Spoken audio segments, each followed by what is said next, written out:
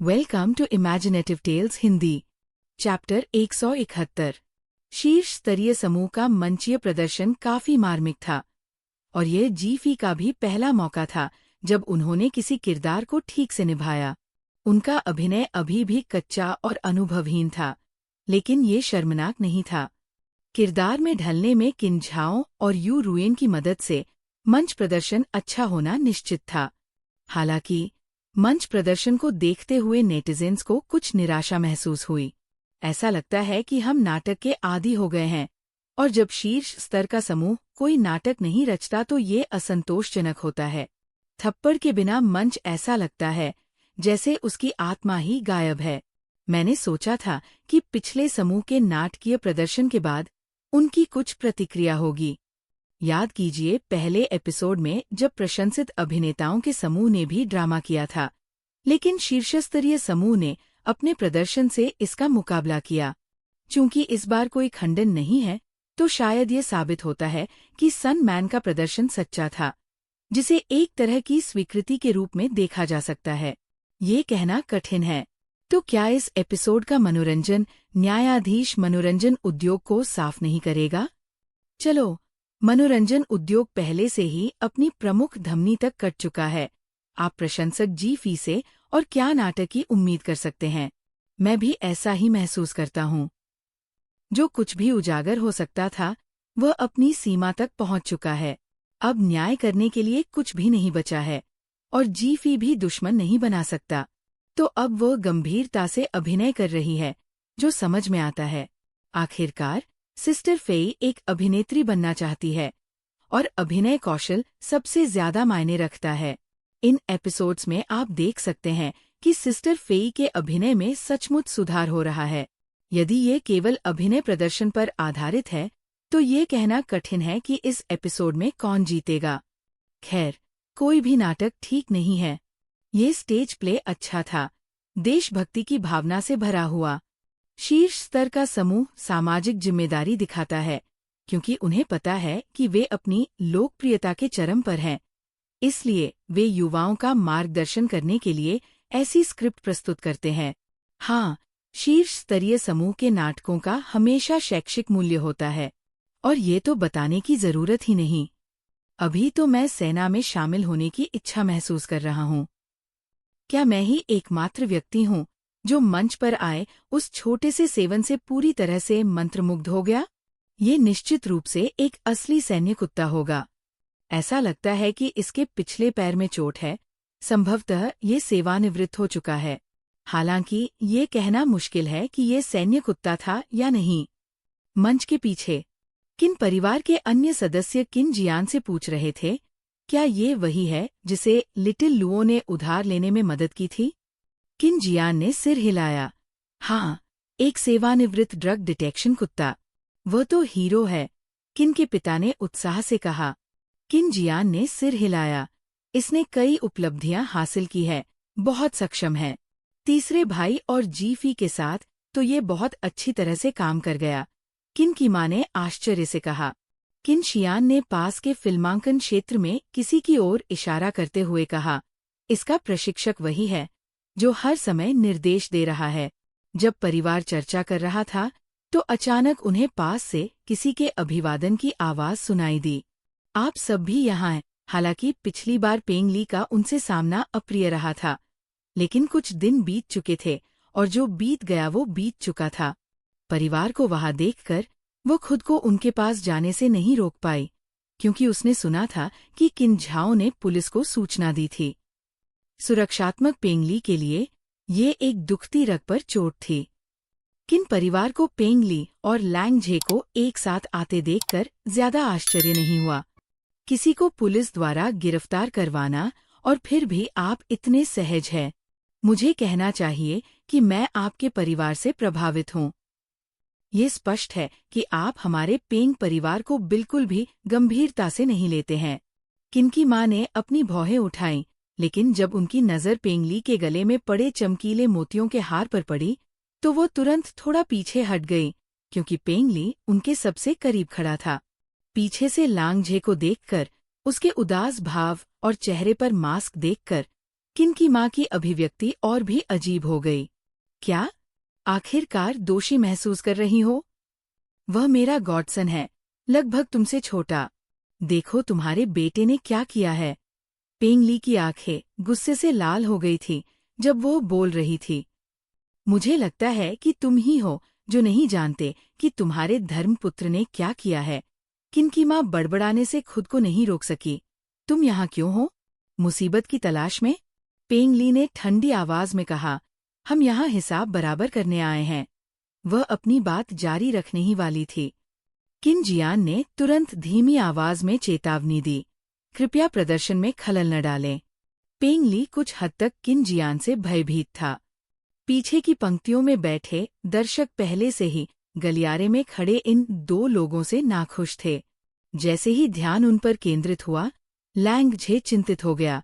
उसने अपनी बेसबॉल टोपी उतारी और पेंग ली को खाली सीटें खोजने के लिए ले गया। वीआईपी सीटिंग एरिया में होने के कारण कुछ खाली सीटें थीं। हालांकि जिस क्षण लैंग झे बैठा, उसका शरीर एक पल के लिए तनावग्रस्त हो गया और उसकी अभिव्यक्ति और भी गहरी हो गई। पेंग ली और लैंग झे ने अंदर आने के लिए बहुत कुछ किया था और स्वाभाविक रूप से वे अब मंच प्रदर्शन में बाधा डालने के लिए इतने मूर्ख नहीं थे। अपने वकील की सलाह के अनुसार अगर वे चीजों को स्पष्ट करना चाहते थे तो वे लाइव स्ट्रीम के साक्षात्कार खंड के दौरान सच्चाई को उजागर करने के लिए मंच पर भाग सकते थे। वकील ने सुझाव दिया कि उन्हें मंच पर जाने से पहले संबंधित पक्षों से बातचीत करनी चाहिए, इसलिए उन्होंने पहले लू फी को खोजने की कोशिश की। हालांकि लू फी ने न केवल उनके कॉल का जवाब नहीं दिया, बल्कि वो सन मैन के साथ मंच के पीछे भी थी। पेंग ली को सन मैन से मिलना बिल्कुल भी पसंद नहीं था। वो सन मैन को अचानक से पकड़कर उसे नष्ट करना चाहती थी। इसलिए वह मंच के पीछे जाने के बजाय दर्शकों की सीटों पर चली गई और अंतिम साक्षात्कार खंड की प्रतीक्षा करने लगी। जब उसने किन परिवार को देखा तो वह उनसे भिड़ने से खुद को रोक नहीं पाई। हालांकि वास्तव में बैठने के बाद पेंग ली ने किन परिवार को परेशान करना बंद कर दिया। किन परिवार सतर्क था। किन झाओ और जी फी की पुलिस रिपोर्ट के प्रतिशोध के बारे में चिंतित था, लेकिन उन्हें इतना चुप देखकर वे स्थिति को समझ गए। किन यान ने तुरंत किन रोंग को संदेश भेजकर स्थिति स्पष्ट की, जो अभी भी मंच के पीछे थे। पे मिंगक्सवान, जो मंच के पीछे सन मैन के साथ अनुबंध के विवरण पर चर्चा कर रही थी, ने तुरंत किन रोंग से समाचार प्राप्त किया और भौहें सिकोड़ते हुए कहा, वे क्या करने की कोशिश कर रहे हैं? वे हमारे लिए यहाँ हैं, लू फी ने कहा। पेंग ली की मानसिकता के साथ वो शायद मंच पर जाने पर कुछ पागलपन करने की योजना बना रही है। जब वो लू फी के पति का पीछा कर रही थी, तब पेंग ली काफी जंगली थी। किसी कुलीन परिवार की बेटी की तरह बिल्कुल नहीं। वह जो चाहती थी वही करती थी। वो निश्चित रूप से सन मैन के पीछे जाना चाहती है और मेरा मूर्ख बेटा निश्चित रूप से अपना नाम साफ करना चाहता है। इसलिए बाद में निश्चित रूप से कुछ अचानक घटनाक्रम होंगे। लू फी ने एक उदास भाव के साथ कहा, यह एक भयंकर लड़ाई होने जा रही है। सनमैन का चेहरा पीला पड़ गया। उसे सचमुच अनगिनत बार इस बात का पछतावा हुआ कि वो ऐसे लोगों के साथ कैसे जुड़ गई। पे मिंगक्सवान ने सन मैन के कंधे को थपथपाया।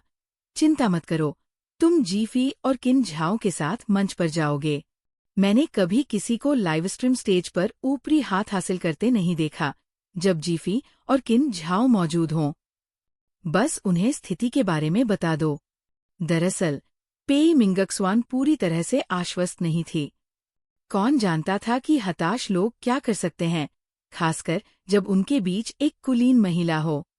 हालांकि उसे जीफी पर एक अजीब सा भरोसा था। हालांकि जीफी आमतौर पर आलसी और लापरवाह लगती थी, लेकिन वह हमेशा लोगों को महत्वपूर्ण क्षणों में सुरक्षा का एक अजीब सा एहसास देती थी। सबसे खराब स्थिति ये होगी कि कोई भी पक्ष दूसरे को दबा न सके। तब उन्हें जनता की राय का मार्गदर्शन करने के लिए जीफी के मनोरंजन न्यायाधीश व्यक्तित्व पर निर्भर रहना होगा। लेकिन चूंकि उनके पास सत्य था, इसलिए असुरक्षित महसूस करने की कोई आवश्यकता नहीं थी। कोई भी कोई ठोस समाधान नहीं निकाल सका, इसलिए उन्होंने निर्णय लिया कि जैसे तैसे चीजें सामने आएंगी, उनसे निपटा जाएगा। इस प्रकार सभी लोग मंच के किनारे चले गए और नाटक समाप्त होने की प्रतीक्षा करने लगे। चैप्टर 172। जैसे जैसे कथानक आगे बढ़ा, सभी ने देखा कि बेटे का किरदार निभा रहे किन झाओं की लड़ाई में मृत्यु हो गई और अंत में मां का किरदार निभा रही जीफी ने घायल और सेवानिवृत्त लिटिल सेवन का घर में स्वागत किया। जीफी ने लिटिल सेवन की ओर देखा, जिसने अपना सिर झुका लिया था और रोने लगा, मानो वह जीफी से उसके बेटे को सुरक्षित वापस न ला पाने के लिए माफी मांग रहा हो। जीफी ने रुंधी हुई आवाज में आगे बढ़कर लिटिल सेवन के सिर पर हाथ फेरा। अच्छा लड़का, घर में स्वागत है। अंत में समय बीतने को दर्शाने वाले पृष्ठभूमि संगीत और 4 मौसमों को प्रदर्शित करने वाली स्टेज लाइटिंग के साथ जीफी ने लिटिल सेवन को धीरे धीरे स्टेज के सामने ले जाया। दर्शकों के सामने उसका चेहरा धीरे धीरे झुक गया। बैठने के लिए संघर्ष करते हुए, कुत्ते के साथ लिपटते हुए दूर तक देखती रही। उनके पीछे बड़े स्क्रीन पर धीरे धीरे सैन्य परिवारों की विभिन्न तस्वीरें प्रदर्शित की गईं, जो अंततः राष्ट्र की सीमा रेखा का निर्माण कर रही थी। ये दृश्य इतना शक्तिशाली और मार्मिक था कि न केवल दर्शकों की सांसें भारी हो गईं, बल्कि ऑनलाइन टिप्पणियां भी भावुक आंसुओं से भर गईं। वास्तव में इसमें कोई ड्रामा नहीं है, लेकिन ये बहुत सुंदर है। वो हमारा शांतिपूर्ण जीवन इसलिए है क्योंकि कुछ लोग हमारे लिए बोझ उठा रहे हैं। वो मैं बस एक वैरायटी शो देखना चाहता था। वो ये कैसे बन गया?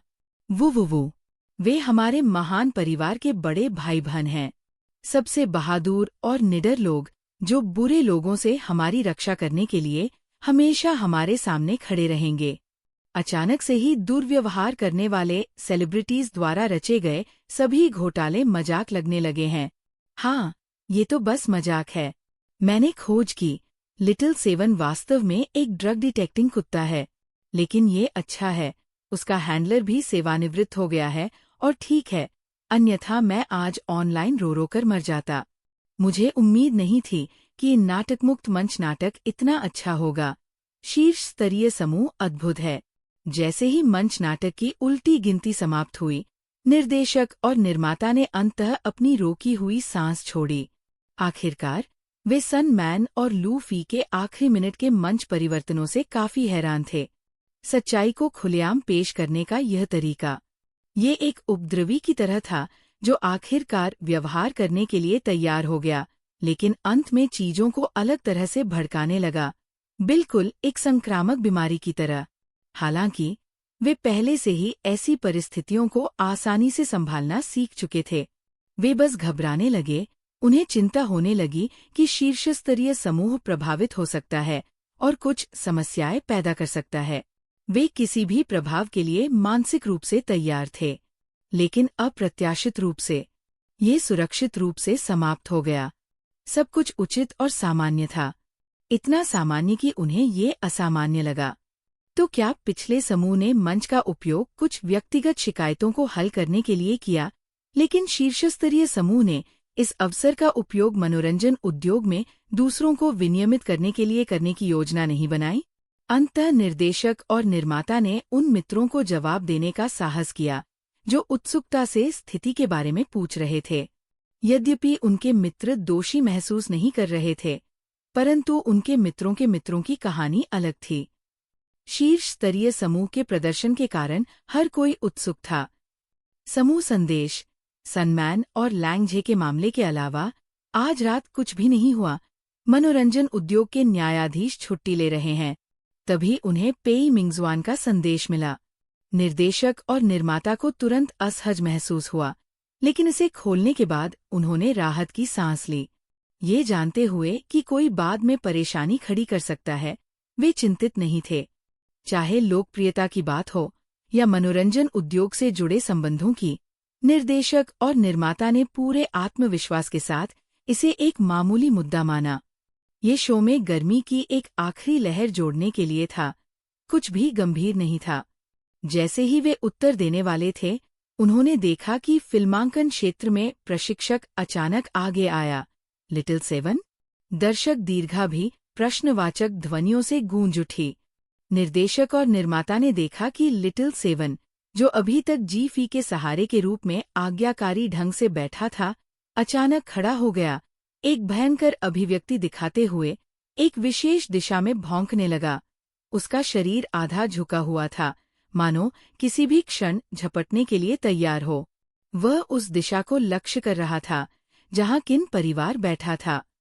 एक बड़े कुत्ते का अचानक इस तरह से व्यवहार करना काफी डरावना था, यहाँ तक कि जी.फी भी चौंक गई। लिटिल सेवन का प्रशिक्षक और भी अधिक हैरान हो गया। उसने हाथ से संकेत देना चाहा, लेकिन उसने देखा कि लिटिल सेवन एक ही स्थान पर घूर रहा था, जिससे स्पष्ट रूप से लक्ष्य का पता लगाने के चेतावनी संकेत मिल रहे थे। 2 साल से अधिक समय से सेवानिवृत्त होने के बाद इस अचानक व्यवहार से प्रशिक्षक भी अचंभित रह गया। लिटिल सेवन का भौंकना और भी तीव्र हो गया और उसके निकटतम लोग डर गए और चीखने लगे, लगातार एक तरफ हटते रहे। भौंकने से भयभीत पेंगली अभी भी कोस रही थी। प्रदर्शन में जानवर क्यों लाए हो? देखते हैं क्या होता है। सावधान रहो, तुम्हारी प्यारी बहू को काट न ले। अपना गंदा मुंह बंद करो, ये ड्रग डिटेक्टिंग कुत्ता है, तुमसे ज्यादा चालाक है। किन की माँ ने तुरंत चिल्लाकर कहा। जब लैंग झे ने ये सुना तो वो तुरंत डर के मारे उठ खड़ा हुआ। उसके माथे से ठंडा पसीना बह रहा था। उसने अपनी अचानक हरकत से होने वाले तेज दर्द को नजरअंदाज कर दिया। उन्होंने ये भी महसूस किया कि कुत्ता सीधे उनकी ओर देख रहा था। उनकी सीधी रेखा में दूरी 5 मीटर से अधिक नहीं थी। लांग झे तुरंत भागने के लिए मुड़ा, लेकिन उसके पीछे कुत्तों के भौंकने की आवाजें और दर्शकों की सांसें रुक-रुक कर चल रही थी। एक बड़ी काली छाया हवा में उछली। जैसे ही लैंग झे ने सीढ़ियों पर कदम रखा, उसे नीचे गिरा दिया गया और चीखते हुए लिटिल सेवन ने उसके पैर पर जोर से काट लिया, जिससे वो भागने में असफल हो गया। उसकी टोपी गिर गई और किसी ने उस बदकिस्मत आदमी को पहचान लिया और कहा, ये तो लैंग झे है। स्टूडियो में अफरातफरी मच गई। कैमरे सहज ही उस दिशा में मुड़ गए और लाइव स्ट्रीम पर टिप्पणियां उग्र हो गई। क्या हो रहा है? लांग झे भी यहाँ है और उसे कुत्ते ने काट लिया? तो कुत्ते बता सकते हैं कि कौन बदमाश है और कौन बुरा? ये कोई साधारण कुत्ता नहीं है, ये हमारे मनोरंजन उद्योग के न्यायाधीश द्वारा लाया गया कुत्ता है। तो फिर भी निर्णय तो हुआ? नहीं, रुको सब लोग, लिटिल सेवन एक ड्रग डिटेक्टिंग कुत्ता है। वह एक पेशेवर है। सेवानिवृत्त होने के बाद भी वह लोगों को बेतरतीब ढंग से नहीं काटता।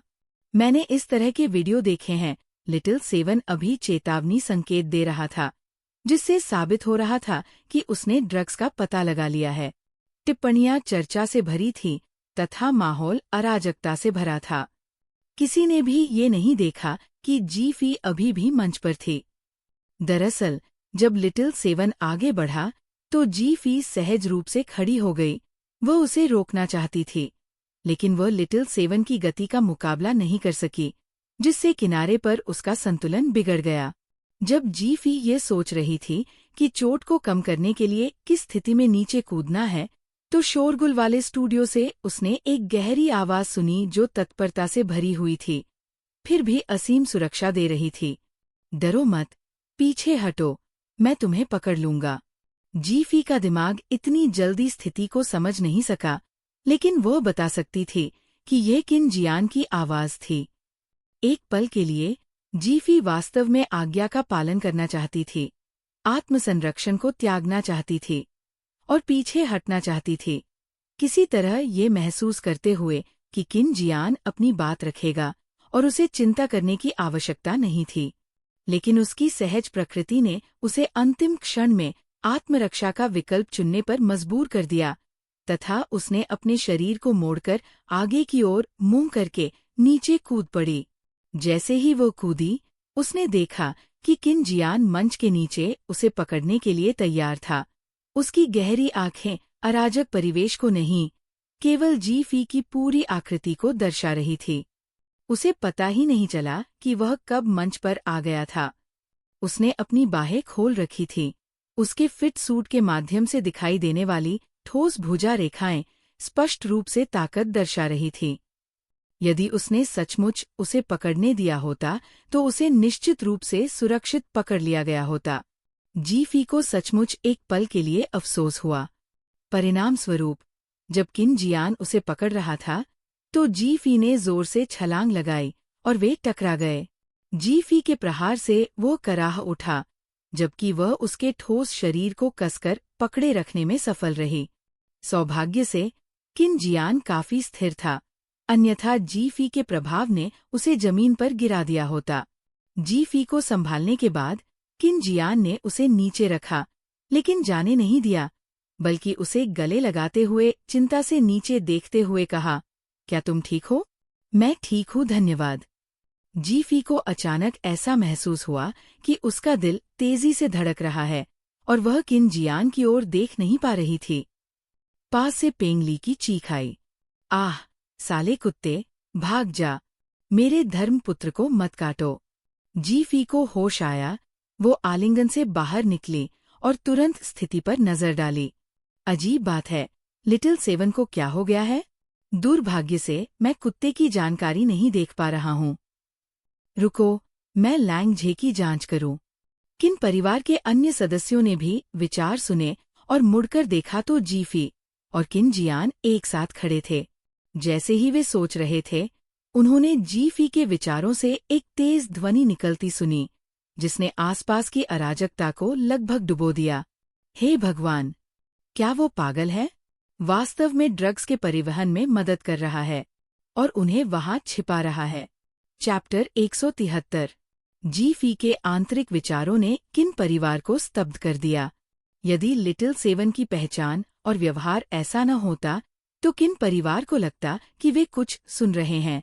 नशीले पदार्थों की तस्करी, क्या ये वही है जो वे सोच रहे थे? क्या ये वास्तव में ऐसा हो सकता है? किन परिवार की नजरें जीफी और लांग झे के बीच घूम रही थीं। उन्हें समझ नहीं आ रहा था कि कहाँ देखें। जीफी भी विश्वास से परे हैरान थी। उसने उम्मीद नहीं की थी कि लैंग झे इतना बेशर्म होगा।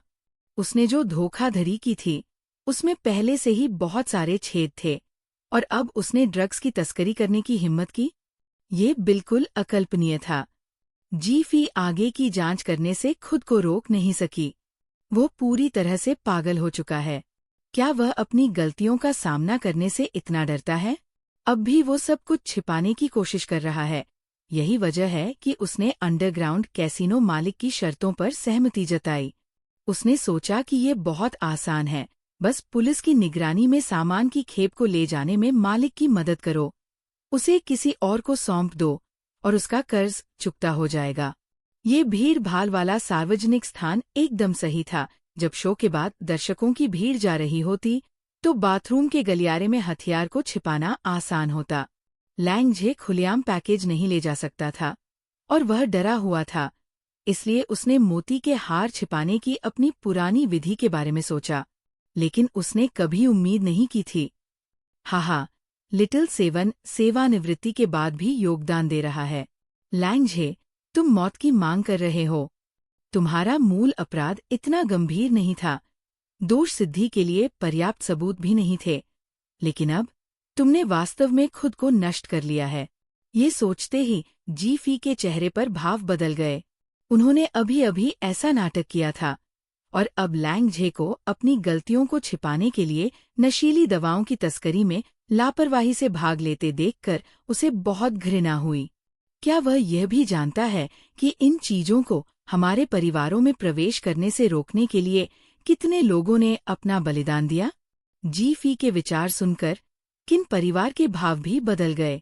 जीफी इतनी गुस्से में थी कि वह कुछ विवरण सुनने से चूक गई, लेकिन सुनने के बाद किन जियान ने तुरंत लुओ फी से संपर्क करने के लिए अपना फोन निकाला। लिटिल सेवन ने चेतावनी दी है, लैंग झे पर नजर रखना। जब वह आया तो उसका आसन गड़बड़ था और वह समय को लेकर बहुत चिंतित लग रहा था। यह किन जियान की तात्कालिक योजना थी, लेकिन वह जानता था कि लुओ फी के सतर्क स्वभाव को देखते हुए उसे तुरंत संदेह हो जाएगा कि लैंग झे शायद ड्रग्स छिपा रहा है और यहाँ उसका आदान प्रदान करने की योजना बना रहा है। लुओ फी वास्तव में लाइव स्ट्रीम देख रहा था, क्योंकि वह किन जियान और जीफी के बीच वर्तमान संबंधों के बारे में उत्सुक था, और चूंकि लिटिल सेवन को उसके कनेक्शन के माध्यम से उधार लिया गया था, इसलिए उसे चीजों पर नजर रखने की जरूरत थी। जब उन्होंने लिटिल सेवन का व्यवहार देखा तो उन्हें पहले ही आभास हो गया कि कुछ गड़बड़ है, और उन्होंने स्टूडियो में लोगों को भेजने की व्यवस्था शुरू कर दी।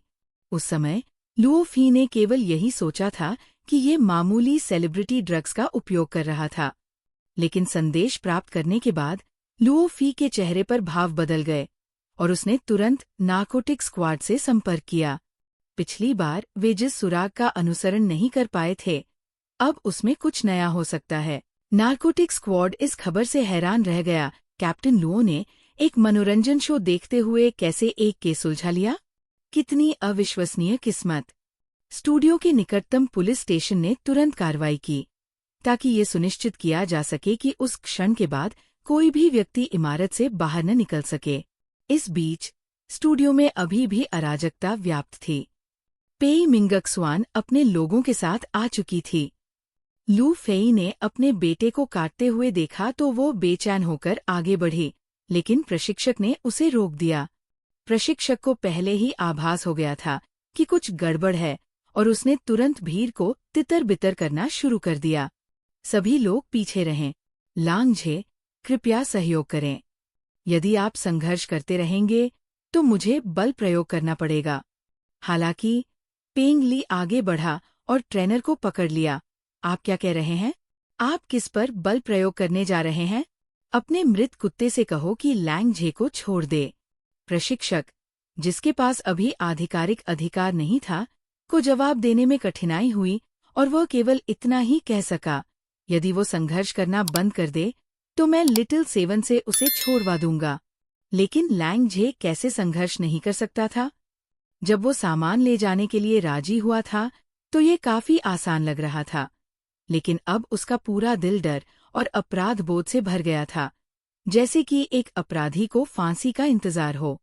इसलिए बुरी तरह से काटे जाने के बावजूद उसने दयनीय ढंग से रेंगकर दूर जाने की कोशिश की, यहाँ तक कि अपने मुक्त पैर से लिटिल सेवन के सिर पर लात मारने की भी कोशिश की। लिटिल सेवन ने कुशलतापूर्वक चकमा दिया और उसकी पकड़ छोड़ दी, लेकिन इससे पहले कि लैंगझे उठ पाता, उसे फिर से पैर पर काट लिया गया।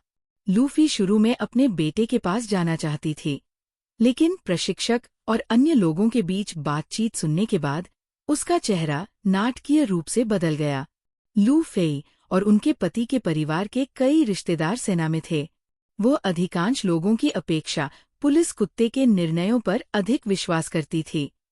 शून्य, खासकर जब उसने देखा कि लिटिल सेवन लैंगझे पर हमला करने की कोशिश नहीं कर रहा था, बल्कि केवल उसे भागने से रोक रहा था, तो वह एक बात के बारे में और अधिक आश्वस्त हो गई। उसका बेटा किसी भयानक घटना में शामिल था। लिटिल सेवन के कार्य को ध्यान में रखते हुए उसका चेहरा पीला पड़ गया। वह अविश्वास में जमी हुई थी। उसका दिमाग इस बात को समझने में पूरी तरह असमर्थ था। ऐसी पारिवारिक पृष्ठभूमि के साथ ऐसी चीजों में शामिल होना, ये उसे पूरी तरह से नष्ट करने के लिए काफी विनाशकारी था। अंततः निर्देशक और निर्माता ने सुरक्षा कर्मियों को बुलाया। जब जीफी ने उन्हें आते देखा तो उसका चेहरा अचार वाले खीरे की तरह खट्टा लग रहा था।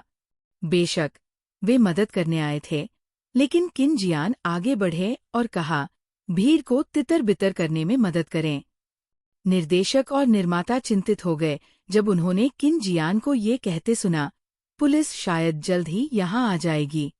भीड़ को शांत करने के लिए तैयार हो जाओ। निर्देशक और निर्माता, क्या वे सिर्फ एक शो की शूटिंग नहीं कर रहे थे? पुलिस क्यों आई? आखिर क्या हो रहा था? इस स्थिति को कौन समझ सकता था? उन्हें लगा कि तूफान बीत चुका है और सब कुछ ठीक हो जाएगा, लेकिन अचानक ऐसा हुआ। उन्हें वास्तव में शीर्ष स्तरीय समूह के किसी भी सदस्य को कम नहीं आंकना चाहिए था। तुम वहां किस लिए खड़े हो? उसे बचाओ। पेंग ली इतनी चिंतित थी कि उसकी आंखें लाल हो गई थीं। निर्देशक और निर्माता का दिमाग अभी भी दौड़ रहा था, और ऊपर से आदेश न मिलने के कारण सुरक्षा गार्ड भी असमंजस में खड़े थे। तभी पुलिस वहां पहुंची, निर्देशक और निर्माता को पकड़ लिया और घटनास्थल पर नियंत्रण करना शुरू कर दिया। निर्देशक और निर्माता के चेहरे पर कोई भाव नहीं था। वे पूरी तरह सुन्न थे। उन्हें जो भी कहा जा रहा था वे उसका पालन कर रहे थे। जब उन्होंने ड्रग तस्करों की गिरफ्तारी की संभावना के बारे में सुना तो निर्देशक और निर्माता लगभग घबरा गए। जैसे ही पुलिस आई, लैंग झे ने अचानक छलांग लगा दी, लेकिन लिटिल सेवन ने उसे फिर से नीचे गिरा दिया। लिटिल सेवन के चेहरे के भाव कुछ इस तरह थे जैसे वो कह रहा हो, सौदा हो गया, पुण्य हाथ में है, क्या तुम सोचते हो कि मैं तुम्हें भागने दूंगी? जल्द ही लैंग झे को अलग से हिरासत में ले लिया गया। फिर भी पेंग ली ने पुलिस से बहस करने की कोशिश की तथा इस बात पर जोर दिया कि उन्हें कुत्ते को ही गिरफ्तार कर लेना चाहिए। सब लोग उसकी ओर ऐसे देख रहे थे जैसे वह कोई पागल औरत हो। परिणाम स्वरूप जब पुलिस को ये पुष्टि हो गई कि वह लैंग झे के साथ मिलकर काम कर रही थी, तो उन्होंने उसे भी हथकड़ी लगा दी। पेंग ली पूरी तरह से अचंभित रह गया। इसके बाद वहां उपस्थित सभी लोग असमंजस और अवास्तविकता की स्थिति में आ गए। वे कोई शो देख रहे थे, है ना? ये हिरासत की स्थिति कैसे बन गई? हालांकि कलाकारों को भी चुपचाप अपनी सीटों पर बैठते देख दर्शक घबराए नहीं, बल्कि अपनी जगहों पर बैठ गए और जोर-जोर से फुसफुसाने लगे तथा अपने फोन चेक करने लगे। वास्तव में लाइव स्ट्रीम बहुत पहले ही बंद कर दिया गया था। निर्देशक और निर्माता दर्शकों को कुत्ते द्वारा किसी को काटने वाला दृश्य लगातार देखने की अनुमति नहीं दे सकते थे। ये एक लाइव प्रसारण वाली घटना बन गई थी। यद्यपि लाइव स्ट्रीम बंद हो गया था, परंतु ऑनलाइन चर्चाएं जोर पकड़ चुकी थीं। तभी स्टूडियो में बैठे लोगों को बाहर की स्थिति का एहसास हुआ। वे पूरी तरह से पुलिस की गाड़ियों से घिरे हुए थे। चैप्टर 174। क्या कोई मुझे बता सकता है कि वास्तव में क्या हुआ था? पुलिस कार की तस्वीरें और लिटिल सेवन के व्यवहार को देखकर क्या आप सब अनुमान नहीं लगा सकते? तो क्या लैंग झे सचमुच मादक पदार्थों की तस्करी में शामिल था? क्या यह टॉप फ्लो ग्रुप के स्टेज नाटक का हिस्सा हो सकता है? पुलिस के साथ सहयोग? एक कवर ऑपरेशन? ये बहुत सार्थक होगा। ये कैसा संयोग है कि किसी को पता नहीं था कि टॉप फ्लो ग्रुप वास्तव में ड्रग सूंघने वाले कुत्तों को साथ लाया था और लैंग झे संयोग से घटनास्थल पर आ गया। क्या वह किसी जाल में फंस गया? अगर यह संयोग है तो ये हास्यास्पद है। हर कोई पहले लैंग झे की बेगुनाही के बारे में बहस कर रहा था, लेकिन अब बहस करने के लिए कुछ भी नहीं बचा है। हे भगवान, एक मनोरंजन कार्यक्रम एक आपराधिक मामले में बदल गया। मुझे पता था कि टॉप फ्लो ग्रुप का प्रदर्शन सामान्य रूप से समाप्त नहीं हो सकता। रुको, मनोरंजन न्यायाधीश, मनोरंजन उद्योग के कदाचार का न्याय करना एक बात है, लेकिन अब आप वास्तविक अपराधों से निपट रहे हैं, पेशेवर सीमाओं को पार कर रहे हैं। जीफी वास्तव में मुझे हंसा रही है। खैर, ये आपके लिए जीफी है, जो दर्शकों का मनोरंजन करने में कभी असफल नहीं होती। जी फेई दर्शकों की सीटों पर बैठी निर्देशों का इंतजार कर रही थी, इंटरनेट ब्राउज कर रही थी और ये देखकर निराश हो रही थी कि हर कोई फिर से उसके बारे में बात कर रहा है। ये मेरे बारे में कैसे हो गया? इसका मुझसे क्या लेना देना है? लिटिल सेवन को मिस पेई से उधार लिया गया था और ड्रग्स लैंग झे की अपनी करतूत थी। मैं इस सब के दौरान बस एक मासूम दर्शक हूँ।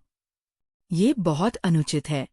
पास बैठे किन परिवार के सदस्यों को ये स्थिति मनोरंजक और कष्टप्रद लगी। घटनाओं का ये मोड़ सचमुच सभी के लिए अप्रत्याशित था। पास में बैठी सुनमान मादक पदार्थों की तस्करी के बारे में कुछ समाचार सुनकर अभी भी सदमे में थी, जो उसकी कल्पना से बिल्कुल परे था। लूफी वहां मौजूद नहीं थी, क्योंकि वह लैंग झे की मां थी और स्वेच्छा से जांच में सहायता करने गई थी। शो का परिणाम अब मायने नहीं रखता था। वे तो बस इस बात का इंतजार कर रहे थे कि लॉकडाउन खत्म होने से पहले पुलिस बाथरूम में छिपे संपर्क व्यक्ति को पकड़ ले। उन्होंने पहचान की जांच की और लोगों को एक-एक करके रिहा कर दिया।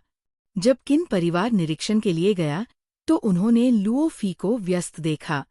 लुओ फेई उनका अभिवादन करने के लिए आया और व्यस्त होने के बावजूद उसने मुस्कुराते हुए जीफी की ओर बहुत दयालुता से देखा। हालांकि ये एक संयोग था, लेकिन उन्हें ये स्वीकार करना पड़ा कि जीफी और किन झाओं के मंच नाटक के बिना वे इस बड़ी मछली को नहीं पकड़ पाते। इसके अलावा उनका लाइव प्रदर्शन पुलिस स्टेशन में कंप्यूटर पर चल रहा था और कई सहकर्मी कथानक से मंत्रमुग्ध हो गए। इस तरह की भूमिकाएं और कहानियां निभाने में सक्षम होने के कारण लुओ फेई ने जीफी को एक अलग नजरिए से देखा।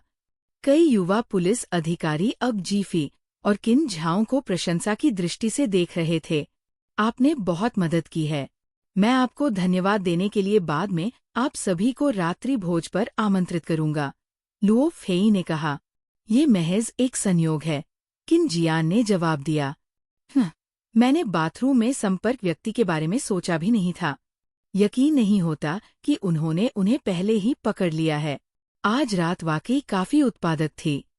अरे, अगर मैं संपर्क व्यक्ति को देख पाता तो शायद मैंने इसके बारे में पहले क्यों नहीं सोचा। मुझे देखने दो। किन शियान के चेहरे पर भाव बदल गए। क्या ये ऐसे ही काम कर सकता है? क्या मैं नहीं देख सकता? क्यों? ओह ठीक है, जो रहस्य वास्तविक दुनिया में बहुत ज्यादा हस्तक्षेप करते हैं उन्हें उजागर नहीं किया जा सकता।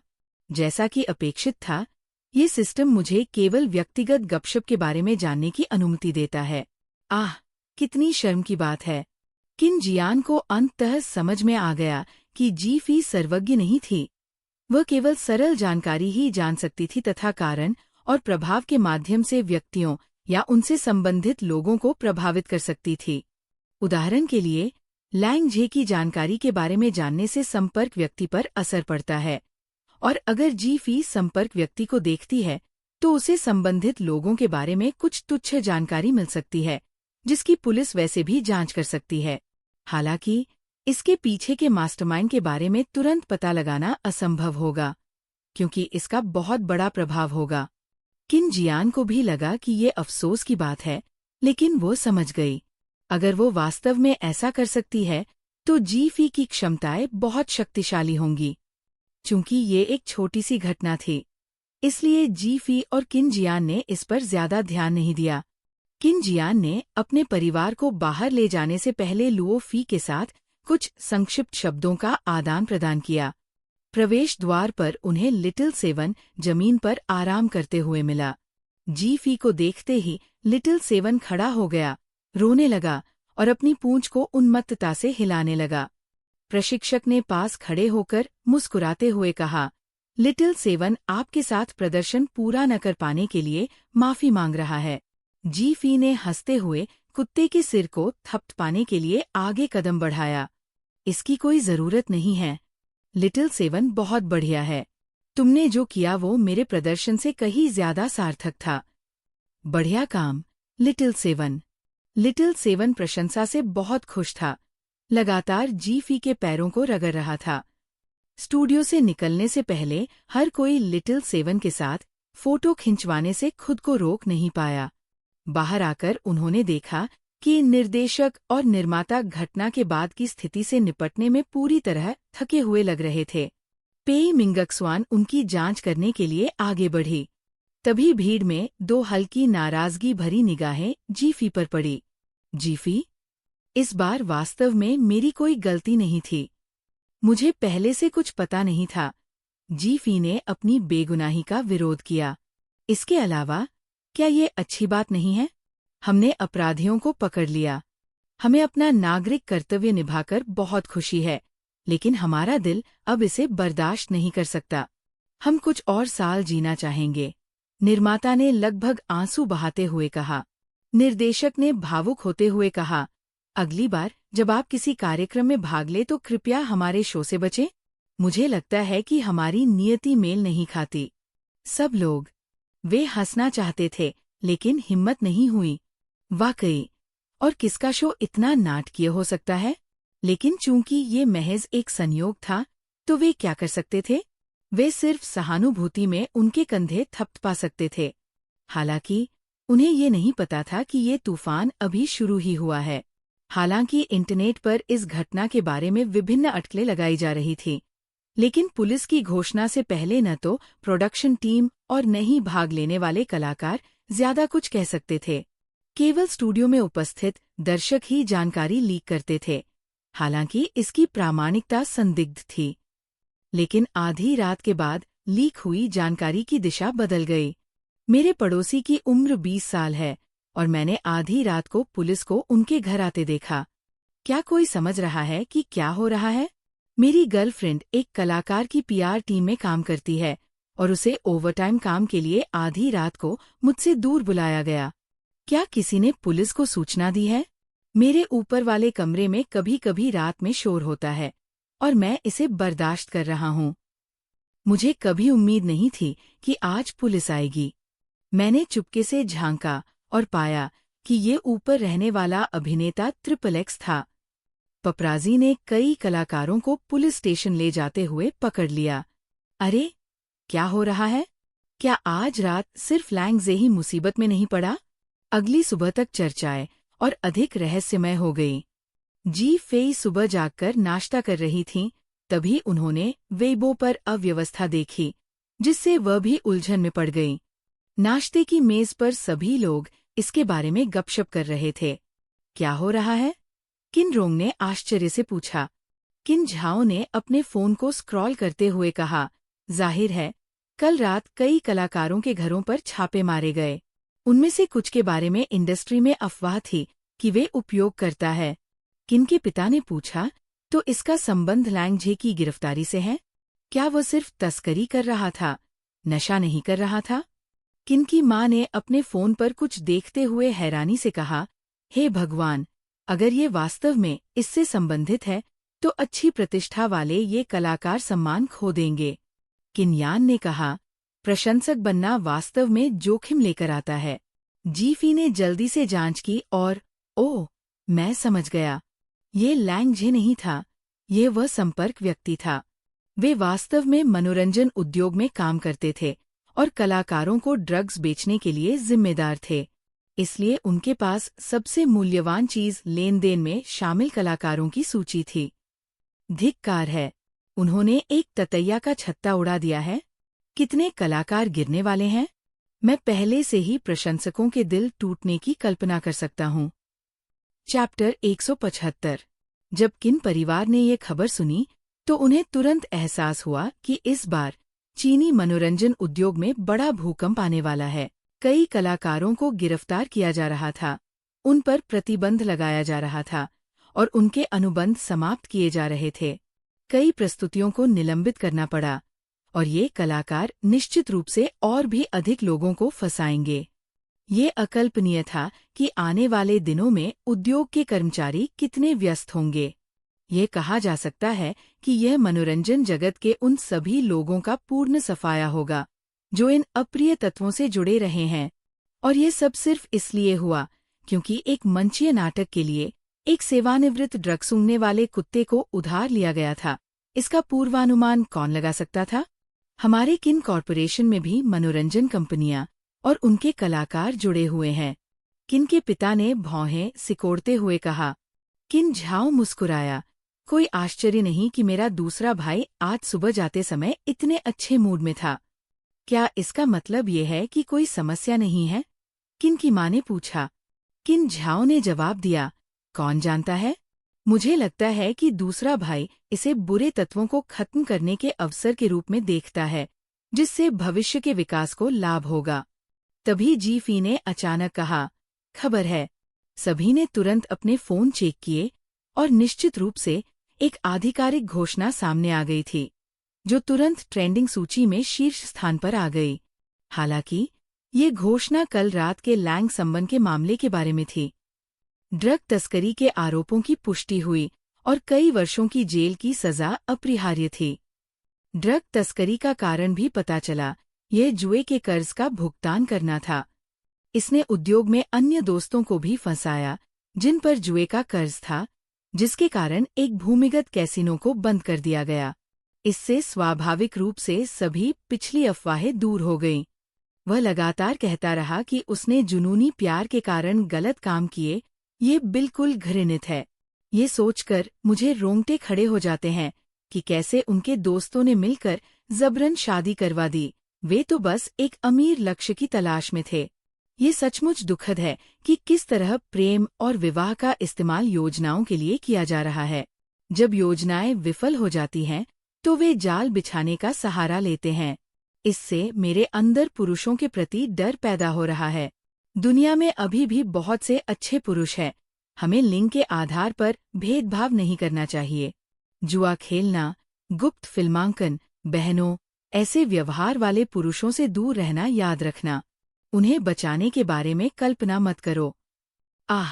मुझे याद है जब लैंग झे ने एक साक्षात्कार में कहा था कि उनके कई बुजुर्ग सैन्यकर्मी थे और वह उन नायकों की प्रशंसा करते हैं, लेकिन वो खुद। उस समय पुलिस स्टेशन में लैंग झे चिल्ला रहा था, माँ, माँ, मुझे बचा लो। मेरा ऐसा करने का कोई इरादा नहीं था। मैं वास्तव में ये नहीं चाहता था। ये इतना गंभीर कैसे हो गया? मैं जेल नहीं जाना चाहता। मैं जेल नहीं जाना चाहता। कृपया अपने संबंधों, हमारे परिवार का उपयोग करें। इससे पहले कि लैंग झे रो पाता, लू फी ने उसके चेहरे पर थप्पड़ मार दिया और पुलिस ने उसे नहीं रोका। तुम्हारी हिम्मत अभी भी परिवार का जिक्र करने की है? क्या तुम अपने दादा दादी का सामना कर सकती हो? जब तुमने ये सब किया, तो क्या तुमने कभी हमारे परिवार की प्रतिष्ठा के बारे में सोचा? लू फी की आंखें लाल हो गई थीं। उसका दिल दुख रहा था। उसकी निगाहें गहरी निराशा से भरी हुई थी। लैंग झे को थप्पड़ सुनकर झटका लगा। उसने उनके बारे में सोचा था, इसीलिए उसने धोखाधड़ी स्वीकार करने से इनकार कर दिया। उसकी माँ उसे क्यों नहीं समझ पाई? स्वर्ग में तुम्हारे पिता की इच्छा होगी कि उनका बच्चा कभी तुम्हारे जैसा न हो।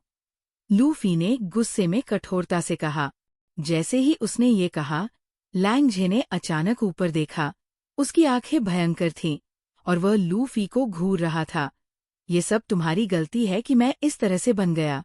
क्या तुम जानती हो कि मैंने जुआ क्यों खेलना शुरू किया? ये तुम्हारी वजह से है। लू फी ने उसे आश्चर्य से देखा। उसकी आंखों में अभी भी आंसू थे। तुमने क्या कहा? लैंग झे की आंखें घृणा से भरी हुई थीं। अगर तुम इतनी नियंत्रित नहीं होती, बचपन से ही मुझे हमेशा ऐसा करने से मना करती, जिससे मैं दबाव को झेलने में असमर्थ हो जाती, तो मैं चुपके से जुआ नहीं खेलती। मैं बस आराम करना चाहती थी। लेकिन फिर, अगर ये तुम्हारा चेहरा नहीं होता, तुम्हें निराश नहीं करना चाहती, तो मैं जुआ और धोखाधड़ी से इनकार नहीं करती। अगर ये इसे छिपाने की कोशिश नहीं होती, तो मैं ड्रग्स नहीं छिपाती। असल में, ये सब तुम्हारी वजह से है। तुम एक असफल माँ हो। तुम आखिरी व्यक्ति हो जिसे मेरी आलोचना करने का कोई अधिकार है। लैंग झे ने पागलों की तरह बड़बड़ाना शुरू कर दिया, जिससे आसपास के सभी पुलिस अधिकारी भौंचक्के रह गए। लू फी पीछे की ओर लड़खड़ा गई, मानो वह मुश्किल से खड़ी हो पा रही हो। वो वास्तव में लैंग झे के साथ सख्त थी, लेकिन पति के समर्थन के बिना वह अपने बच्चे को गलत तरीके से पालने से डरती थी और केवल खुद को मजबूत कर सकती थी। उनका मानना था कि उन्होंने अपने बच्चे की पसंद का सम्मान किया है। उन्हें वास्तव में लैंग झे का रैप कलाकार बनना पसंद नहीं था। यदि संभव होता, तो वह चाहती कि वो सेना में शामिल हो या अभिनेता बने, ऐसे क्षेत्र जहां उनके बड़े मदद कर सकते थे। लेकिन जब उनके बेटे ने कहा कि ये उसका सपना है, भले ही इससे पैसे नहीं मिलते और वह मुश्किल से अपना खर्च चला पाता, भले ही उसने अब तक कुछ भी हासिल नहीं किया हो, तो उसने हस्तक्षेप नहीं किया क्योंकि उसे ये पसंद था। वो सख्त थी, लेकिन अपने बेटे की बहुत परवाह भी करती थी। फिर भी अंत में वो उसकी नज़रों में गलत थी। इस बिंदु पर लुओ फी ने गंभीर भाव के साथ आगे बढ़कर कहा, वयस्कों को अपने कार्यों की जिम्मेदारी स्वयं लेनी चाहिए, क्योंकि सभी निर्णय आपने ही लिए हैं। अपनी उम्र में भी अपनी माँ को चिंता में डालना, आप वास्तव में एक असफल बेटे हैं। आप आखिरी व्यक्ति हैं जिसे अपनी माँ की आलोचना करने का कोई अधिकार है। अगर जीफी यहाँ होती, तो वो निश्चित रूप से तालियां बजाती। लैंग झे अपनी माँ की आलोचना क्यों कर सकता था, लेकिन लू फी अपने बेटे की आलोचना क्यों नहीं कर सकती थी? क्या सिर्फ माँ की उपाधि के कारण उसे ये सारे आरोप सहने चाहिए? इन शब्दों को सुनकर लैंग झे का चेहरा कभी पीला तो कभी लाल हो गया, लेकिन जब पुलिस उसे ले जाने वाली थी, तो वो सहज रूप से कांपने लगा और अपनी माँ से बचाने के लिए चिल्लाने लगा। लेकिन लूफी का दिल पहले ही उसके बेटे के कारण पूरी तरह टूट चुका था। शायद वो वाकई असफल थी। जब लैंग झे को ले जाया जा रहा था तो वह उस कमरे के पास से गुजरा जहां पेंग ली को रखा गया था। अपने धर्मपुत्र की दयनीय चीखें सुनकर पेंग ली ने तुरंत चिंतित होकर चिल्लाना शुरू कर दिया। ये एक गलतफहमी होनी चाहिए। आपने कोई गलती की होगी। मेरा धर्मपुत्र संभवतः ड्रग्स की तस्करी कैसे कर सकता है? उसे तुरंत रिहा करो। उससे पूछताछ कर रहे 2 पुलिस अधिकारी अधीर हो गए। सुश्री पेंग, आपके अपने मुद्दे अभी तक हल नहीं हुए हैं, इसलिए दूसरों के बारे में चिंता न करें। कृपया फिर से समझाएं, आप उसे उस सुपरमार्केट में क्यों ले गईं? और फिर आप प्रसारण हॉल में क्यों गईं? क्या आपको उनके लेन-देन के बारे में पता था? पेंग ली से पहले ही कई बार पूछताछ की जा चुकी थी, और अब ये जानते हुए कि लैंग झे को ले जाया गया है, उसने हंगामा करना शुरू कर दिया। आप मेरे साथ भी एक अपराधी की तरह व्यवहार कर रहे हैं, लेकिन मैं पेंग ग्रुप की युवती हूँ। मैं इससे ज्यादा कुछ नहीं कहूंगी। मेरे वकील का इंतजार करो, मैं तुम सबकी रिपोर्ट करने जा रही हूँ। सहयोग करें। पेंग ली द्वारा सहयोग करने से इनकार करने तथा कानूनी प्राधिकार को चुनौती देने से पुलिस अधिकारियों के चेहरे पर तुरंत ही गुस्सा आ गया। अंततः कोई आया, लेकिन पेंग ली की अपेक्षा के अनुसार उसके बुजुर्ग माता-पिता और वकील के बजाय वह एक युवा महिला थी। युवती ने पेशेवर पोशाक पहनी हुई थी और उसने कहा कि वह पेंग ली के मामले को संभालने के लिए वहां आई है। पेंग ली ने उलझन में पूछा, आप कौन हैं? आपको किसने भेजा है? क्या आप वकील हैं? उन्होंने इतनी छोटी लड़की को क्यों भेजा होगा? महिला ने उसे ठंडी नजर से देखा और पुलिस को उसका नाम बताया। परिचित नाम सुनकर पेंग ली के चेहरे पर उलझन पैदा हो गई। पता चला कि वो उसकी बहुत समय से बिछड़ी हुई बेटी थी। बेटी अभी अभी अपने दादा दादी से मिलने गई थी, तभी उसकी मूर्ख माँ इस कांड में फंस गई। उसके दादा दादी इतने नाराज थे कि उनकी तबीयत खराब हो गई, इसलिए उसके पास आकर स्थिति को समझने के अलावा कोई विकल्प नहीं था। पेंग ली को लैंग झे की ड्रग तस्करी के बारे में पता नहीं था, लेकिन उसका व्यवहार और रवैया बेहद संदिग्ध था और वो वास्तव में निष्क्रिय रूप से शामिल थी, इसलिए हैंडलिंग जटिल थी। किसी भी मामले में वो आज पुलिस स्टेशन नहीं छोड़ेगी।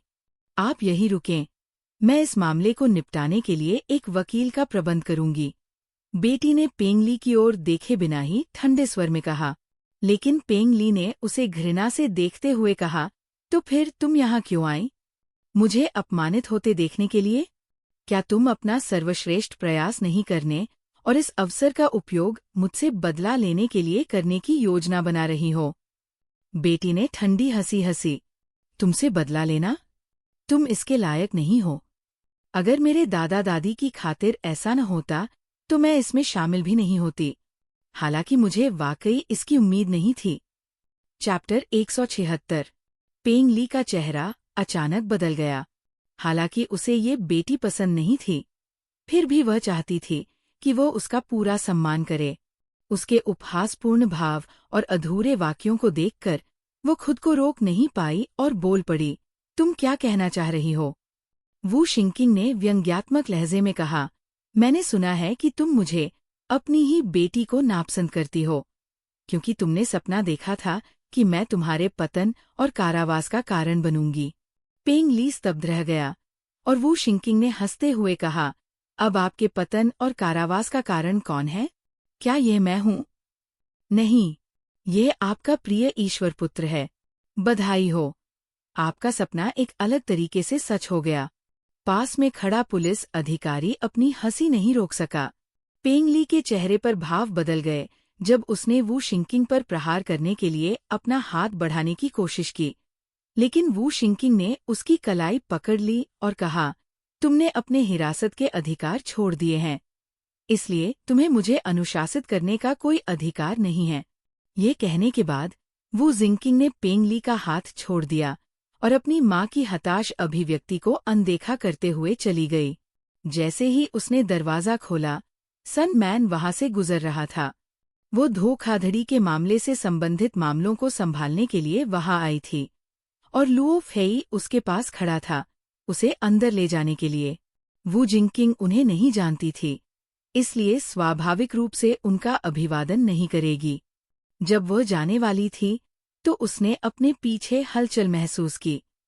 पीछे मुड़कर देखा, तो उसने देखा कि पेंग ली सन मैन की ओर बेतहाशा इशारा कर रहा था। ये सब तुम्हारी वजह से है, तुम निकम्मी औरत हो। अगर तुम न होती तो बात इस हद तक नहीं पहुंचती। ये सब तुम्हारा दोष है, असल में तुम ही यहाँ बुरी हो। बताओ, क्या तुमने उसे फंसाने के लिए ये सब रचा है? लुओ फेई ने खुलेआम अपनी आंखें घुमाईं, जिससे वू जिंगकिंग आश्चर्यचकित हो गया जो उसके सामने था। उसने मान लिया था कि घरेलू पुलिस अधिकारी ज्यादा गंभीर होंगे, इसलिए उसे इतना सहज देखना अप्रत्याशित था। अजीब बात यह है कि उसे लगा कि उसने उसे पहले भी कहीं देखा है और वह कुछ हद तक परिचित लग रहा था। पेंग ली की दहाड़ सुनकर सन मान ने आखिरकार ठंडे स्वर में कहा, क्या सुश्री पेंग अभी भी अपनी कल्पना में जी रही हैं? उन्हें लैंग झे के पास ड्रग्स मिले हैं। आप इसका दोष मुझ पर कैसे लगा सकती हैं? ओह, और मुझे अभी कुछ याद आया। सन मैन ने अचानक रहस्यमय ढंग से भौहें सिकोड़ी और कहा, तुम्हारी मेरे बारे में गलत धारणा थी, क्योंकि तुम्हें संदेह था कि मैंने तुम्हारा हार चुराया है। पेंग ली इस बात से हैरान थी कि सुन मान ने सार्वजनिक रूप से ये बात उठाने की हिम्मत की। वास्तव में तुम्हारा हार सचमुच उस समय गायब हो गया था, लेकिन अगर वो सचमुच चोरी हुआ था तो लैंग झे ही चोर रहा होगा। क्या तुम पागल हो क्या? वह मेरा धर्मपुत्र है। सन मैन मुस्कुराया, तो क्या हुआ? वह भी कभी मेरा बॉयफ्रेंड था, फिर भी उसने धोखाधड़ी के लिए मुझे चुपके से फिल्माया। मुझे सिर्फ इतना पता है कि उस दौरान उसने जुए के कर्ज चुकाना शुरू कर दिया था। तुम्हारे गहने चुराना। हाँ, तुम्हारे गले में बंधी वो डोरी उसके कर्ज को चुकाने के लिए काफी होती। आसपास मौजूद सभी लोगों की नजर पेंग ली के गले में पड़े मोतियों के हार पर पड़ी। पेंग ली अचानक असहज लगने लगी। घबराहट में अपने हार को छूते हुए बोली, उसे फंसाने की कोशिश करना बंद करो। अगर उसने इसे चुराया है, तो उसने इसे कहाँ छिपाया होगा? सन मैन ने उत्तर दिया, इसीलिए मैंने पहले उस पर संदेह नहीं किया, ये सोचकर कि शायद तुम गलत हो। लेकिन अब मैं देख रहा हूँ कि वह इन मोतियों को उसी तरीके से आसानी से छिपा सकता था, जिस तरीके से उसने ड्रग्स छिपाए थे। अभ्यास से सिद्धि मिलती है, अन्यथा उन्होंने परिवहन के लिए इस पद्धति का इतनी आसानी से उपयोग करने के बारे में नहीं सोचा होता। अगर उसे नहीं पकड़ा गया होता और पेंग ली ने पुलिस को बुलाने की धमकी नहीं दी होती, तो वह इसे बाहर नहीं निकालता। अब सन मैन सिर्फ आभूषणों में उसकी सामान्य उदासीनता के लिए आभारी था, जिसका मतलब था कि उसने कभी उस हार को छुआ ही नहीं था। अन्यथा अब तक वो पूरी तरह से निराश हो चुकी होती। पेंग ली दंग रह गया, और लुओ फी सहित वहां मौजूद सभी लोग अजीब भाव के साथ पीछे हट गए। वह इतना बड़ा मोती का हार वहां फिट कर सकता था? फिर उसकी दवा परिवहन मात्रा वास्तव में काफी कम थी। लुओ फी ने कहा, मुझे आश्चर्य है कि क्या प्रोक्टोलॉजिस्ट ने सब कुछ बाहर निकाल लिया होगा। ये शब्द पेंग ली पर वज्र की तरह गिरे, जिससे वह लगभग गिर पड़ी। लेकिन हार पहने होने के कारण किसी ने उसे छूने या उसे उठाने की हिम्मत नहीं की। वू जिंगकिंग को भी एहसास हो गया था कि क्या कहा जा रहा है, और वह घृणा से पीला पड़ गया। स्वाभाविक रूप से मदद करने के लिए तैयार नहीं था। अंत में पेंग ली को खुद को संभालना पड़ा। जब उसे होश आया तो उसने बेचैनी से हार को खींचने की कोशिश की, लेकिन बीच में ही वह रुक गई। नियमित रखरखाव के बावजूद फिर भी ऐसा लग रहा था जैसे कोई जहरीला सांप उसकी गर्दन के इर्द गिर्द लिपटा हुआ है। वह उसे छूने की हिम्मत नहीं कर पा रही थी, लेकिन उसे वहां रखना भी बर्दाश्त नहीं कर पा रही थी। आखिरकार घबराई हुई पेंग ली की आंखें पीछे की ओर मुड़ गई और वह बेहोश हो गई। चिकित्सा कर्मियों को आकर उसे ले जाना पड़ा। इससे वू जिंगकिंग को भी उसका अनुसरण करने के लिए मजबूर होना पड़ा, जो काफी परेशानी भरा था। लुओ फेई वू जिंगकिंग के साथ बाहर आया। आप सुश्री पेंग की बेटी हैं? क्या आप एम्बुलेंस के साथ जा रही हैं? मैं अपनी कार ले जाऊंगी। वू जिंकिंग को उस महिला के साथ रहने की कोई इच्छा नहीं थी। ये कहने के बाद उसे अजीब लगा, क्योंकि उसे पता था कि बाहरी लोगों के लिए वे माँ और बेटी थीं, और उसकी बेरुखी की आलोचना जरूर होगी। उसे शायद पुलिस अधिकारी से उपदेश की उम्मीद थी।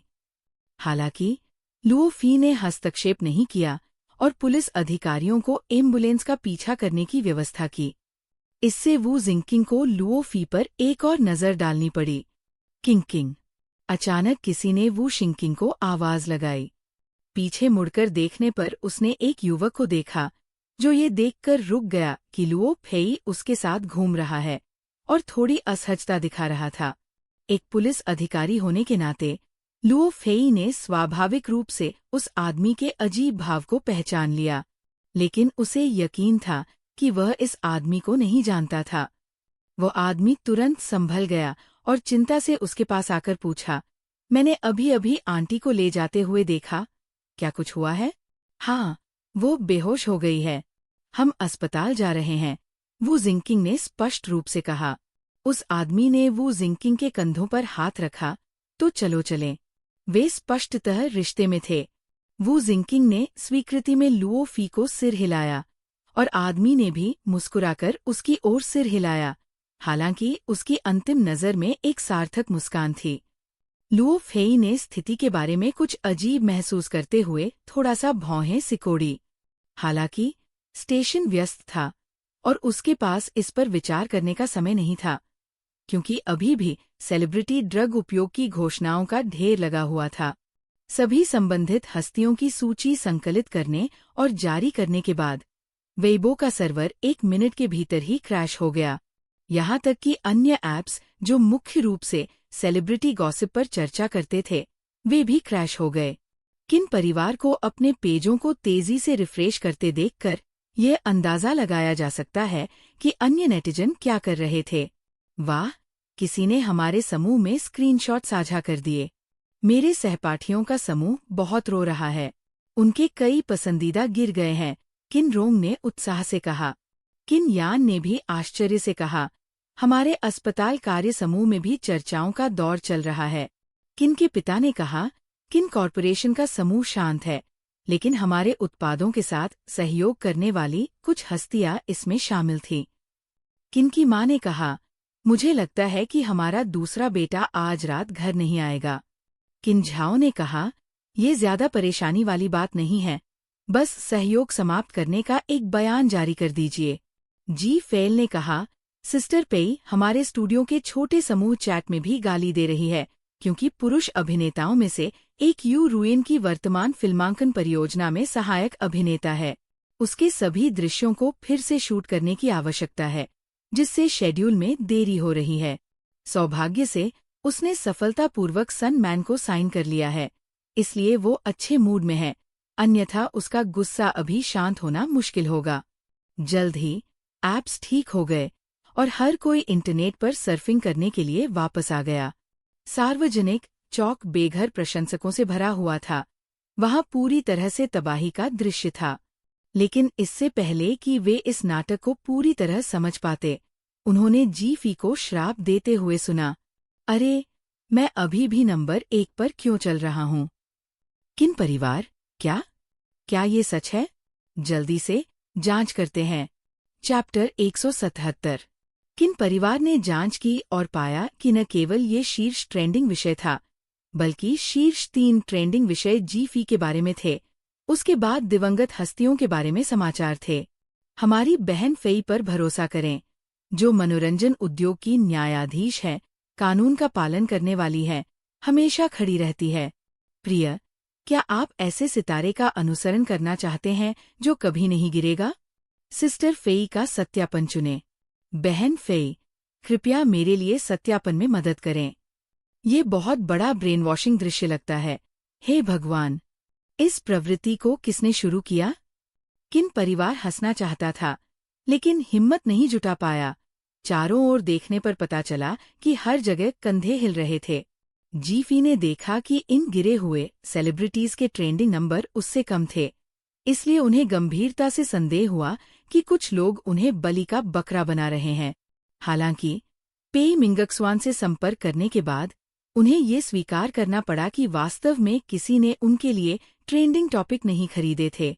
ये नेटिजन्स का शुद्ध प्रेम है, लानत है। किन परिवार ने दबी हुई खांसी की एक श्रृंखला के साथ प्रतिक्रिया व्यक्त की। जीफी ने उनकी ओर तिरस्कार भरी नजरों से देखा। उसे संदेह था कि वे सभी ट्रेंडिंग विषयों के कारण उस पर हंस रहे थे। उसकी नज़र को महसूस करते हुए किन परिवार ने तुरंत उन मशहूर हस्तियों के बारे में गपशप शुरू कर दी जो अचानक से प्रसिद्धि से गिर गए थे। स्थिति काफी गंभीर थी।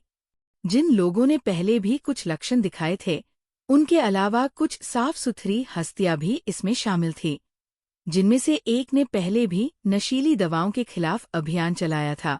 रातों रात अनेक फिल्में, टीवी शो और मनोरंजन वीडियो बंद कर दिए गए। कई ब्रांडों ने अपनी सामग्री हटा ली और साझेदारी समाप्त करने की घोषणा कर दी, तथा अभी भी निर्माणाधीन कई कार्यक्रमों को सेंसर कर दिया गया। उद्योग के श्रमिक वास्तव में नाराज थे। हर जगह शिकायतें थीं। यह एक वास्तविक रक्तहीन सफाया था।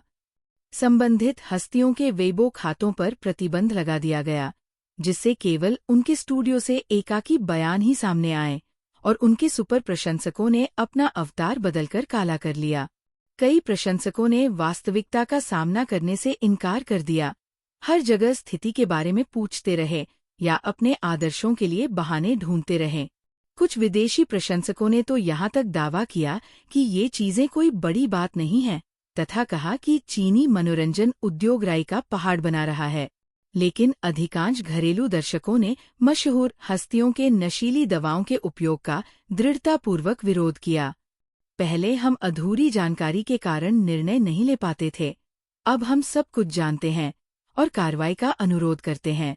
उन नासमझ प्रशंसकों को अपने आदर्शों के लिए बहाने बनाना बंद कर देना चाहिए। उन्होंने एक पुलिस अधिकारी की भूमिका भी निभाई। क्या ये घृणित नहीं है? उन्हें आदर्श व्यक्ति माना जाता है।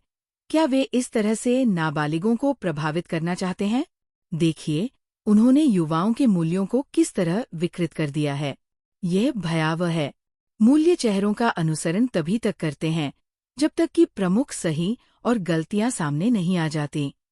इन दागी हस्तियों पर प्रतिबंध लगाओ। उन्हें कभी वापस न आने दो। मैं वास्तव में उन लोगों को नहीं समझ पाता जो इन चीजों का उपयोग करते हैं। यह उनके शरीर को नुकसान पहुंचाता है और देशवासियों के खून से सना होता है। वे इसका उपयोग कैसे कर सकते हैं? इसलिए उन दिमागी रूप से मृत प्रशंसकों को बहाने बनाना बंद कर देना चाहिए। वे समाज का कूड़ा है। यदि आप इन दागी हस्तियों के लिए बहाने बनाते हैं, तो वे नायक कैसे शांति से रह सकते हैं, जिन्होंने नशीली दवाओं के खिलाफ कार्रवाई के अग्रिम मोर्चे पर अपना बलिदान दिया? मेरी राय में इस मनोरंजन उद्योग जज शो के लिए धन्यवाद। अगर ये खरीदार पकड़े नहीं गए होते, तो उन नायकों का बलिदान व्यर्थ हो गया होता। लेकिन मैं वास्तव में एक बात पर टिप्पणी करना चाहता हूँ। एक ऐसा शो जो मनोरंजन उद्योग के न्यायाधीश के रूप में सिस्टर फेई जैसे किसी व्यक्ति को खोज सकता है। निर्देशक और निर्माता प्रतिभाशाली होना चाहिए। माई एक्टिंग कट का नाम बदलकर the king of hells roll call कर देना चाहिए। जो भी सामने आता है उसकी पोल खुल जाती है। मैं गलत था। मैंने सिस्टर फेई को कम आंका था। मुझे लगा कि पहले 3 एपिसोड में सभी बड़े खुलासे हो चुके हैं कि सिस्टर फेई की क्षमताएं अपनी सीमा तक पहुंच चुकी हैं और वे और अधिक नहीं बता सकती कि उनकी लोकप्रियता में गिरावट आएगी। लेकिन सिस्टर फेई अभी भी सिस्टर फेई है, सीधे सीमाओं को पार करते हुए, नैतिक सुधार को पूरा करते हुए और कानूनी कार्यक्रमों की ओर बढ़ते हुए। ऑनलाइन लोग गाली-गलौज कर रहे थे और हंस रहे थे। यहाँ तक कि आधिकारिक खातों को भी शो की टीम और शीर्ष स्तर की मशहूर हस्तियों द्वारा प्रस्तुत मंचीय नाटक पसंद आया, जो उनके योगदान को मान्यता देने का संकेत था। हालांकि इस तूफान के दौरान कुछ लोगों ने मुसीबत के पानी में मछली पकड़ने की कोशिश की। कुछ लोगों पर झूठा आरोप लगाया गया, जबकि अन्य लोगों ने अराजकता का फायदा उठाकर उन्हें बदनाम करने की कोशिश की। आखिरकार एक साथ इतना कुछ होने के कारण सच और झूठ में फर्क करना मुश्किल था और कुछ नेटिजन्स गुमराह हो सकते थे। प्रारंभ में झूठे आरोप लगाए गए कलाकार केवल बयान जारी कर सकते थे, ये सोचकर कि उनके अनलॉक किए गए वीबो खाते ही उनकी बेगुनाही का पर्याप्त सबूत होंगे। लेकिन इसका कोई खास प्रभाव नहीं पड़ा, जब तक कि सूर्य पुरुष का धब्बा प्रकट नहीं हुआ। जीफी जब नई ट्रेंडिंग टॉपिक को देखा तो दंग रह गई। कोई कह रहा है कि सन मैन भी उस सामान का उपयोग करता है। किन परिवार ने तुरंत सन मैन से संबंधित विषयों की खोज की, और जो कुछ उन्होंने पाया उससे वे भी हैरान रह गए। लैंग जेयुन की वजह से उसकी पूर्व प्रेमिका सुन मान ने भी इसका इस्तेमाल किया होगा। ये कैसा तर्क है? किन रोंग ने कहा, क्या सन मैन का कोई उद्योग प्रतिद्वंद्वी है? किन की मां ने उत्सुकता से पूछा। उद्योग को अब तक पता चल जाना चाहिए कि हमने सन मैन को साइन कर लिया है। इस समय कौन मनोरंजन उद्योग के न्यायाधीश से टकराने की हिम्मत करेगा? किन झाओ ने भौहें चढ़ाई। जी फेई को ये हास्यास्पद लगा, लेकिन अंदर से वह इससे सहमत थी। तो संभवतः यह उद्योग से बाहर का कोई व्यक्ति है, किन के पिता ने कहा। किन यान ने अचानक सोचा, क्या यह उसके रिश्तेदार हो सकते हैं? क्या उन पर मुकदमा नहीं चल रहा था? शायद वे बदला लेने की कोशिश कर रहे हैं। जीफी को तुरंत लगा कि ये बात सही है, और उन्होंने तुरंत अपने सिस्टम से इसकी जांच की। ये वास्तव में सन की मां और सन के चाचा है, क्योंकि उन्हें लगा कि सन मैन का उन पर मुकदमा चलाने का दृढ़ संकल्प बहुत आगे बढ़ गया है। इसलिए उन्होंने इस अवसर का लाभ उठाकर जवाब देने का फैसला किया। वे वास्तव में मूर्ख हैं। ये जवाब सुनकर किन परिवार को भी लगा कि उनका व्यवहार बेहद मूर्खतापूर्ण था। लेकिन घटनाक्रम कुछ अप्रत्याशित था। जब सन मान को इस खबर के बारे में पता चला, तो उसने तुरंत वीबो पर स्पष्टीकरण पोस्ट किया। हालांकि सन की मां और सन के चाचा तुरंत अपने आईडी कार्ड पकड़े हुए वीडियो पर दिखाई दिए, परिवार की वफादारी के बारे में रोते हुए, बार बार सन मान पर अपनी मां के प्रति बेवफा और क्रूर होने का आरोप लगाते हुए, जिसने उसे अकेले पाला था। जब उनके करीबी रिश्तेदार ने दावा किया कि सन मैन ड्रग्स का सेवन करता है, तो अधिकांश नेटिजन्स ने निर्णय लेने की क्षमता खो दी।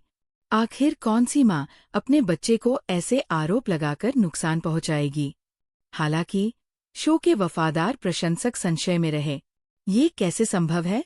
अगर सन मैन ने ड्रग्स का इस्तेमाल किया होता, तो वह लैंग जे के साथ मिलकर अपराध करती।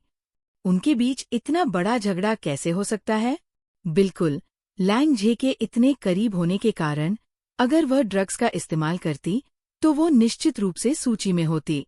अगर मुझे सही से याद है, तो जब सन मैन को शादी के लिए मजबूर किया जा रहा था, तब भी इस मां और चाचा ने अपना कुरूप रूप दिखाया था। सन की मां और सन के चाचा के वीबो अकाउंट तुरंत ही प्रश्नवाचक टिप्पणियों से भर गए, लेकिन इन्हें क्रमिक रूप से हटा दिया गया, जिससे तुरंत ही नेटिजन्स की विद्रोही भावना भड़क उठी। बहस काफी जीवंत थी। हालांकि सन मैन अब असहाय शिकार नहीं था, जिसे कोई भी धमका सकता था।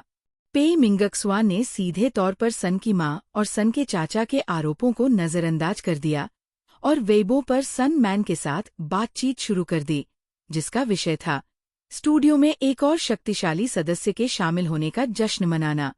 फिर पे मिंगक्सवान की व्यवस्था के तहत किंझाओ, जीफी और यू रुएन ने सन मैन का स्वागत करने के लिए क्रमिक रूप से दोबारा पोस्ट किया। इस बार उन्होंने वास्तव में जीफी की मार्गदर्शक क्षमता देखी।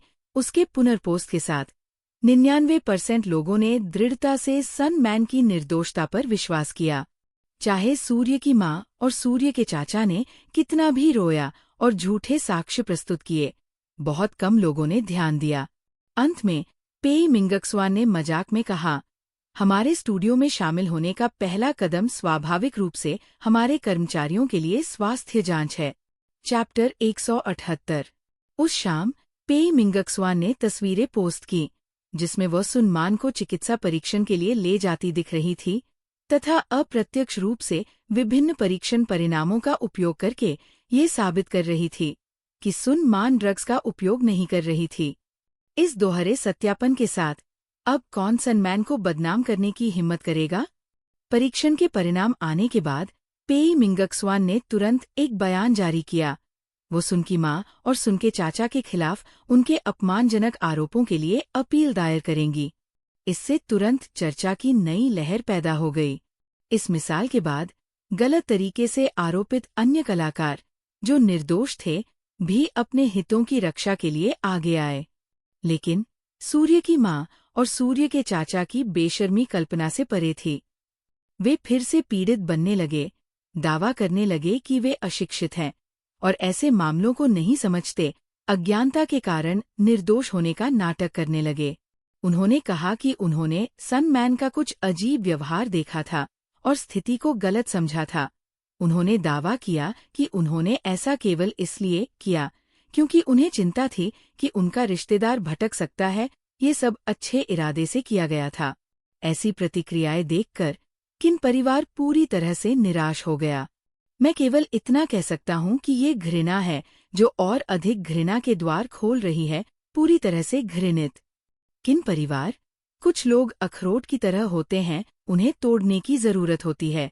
जल्द ही पेई मिंगक स्वान अपने वज्र हथौड़ा के साथ आई, सीधे प्रासंगिक दस्तावेजों को जारी किया, जिसने उनकी शर्म को उजागर किया, ये साबित करते हुए कि इन दोनों लोगों को सनमैन की संपत्ति हस्तांतरित करते हुए पाया गया था।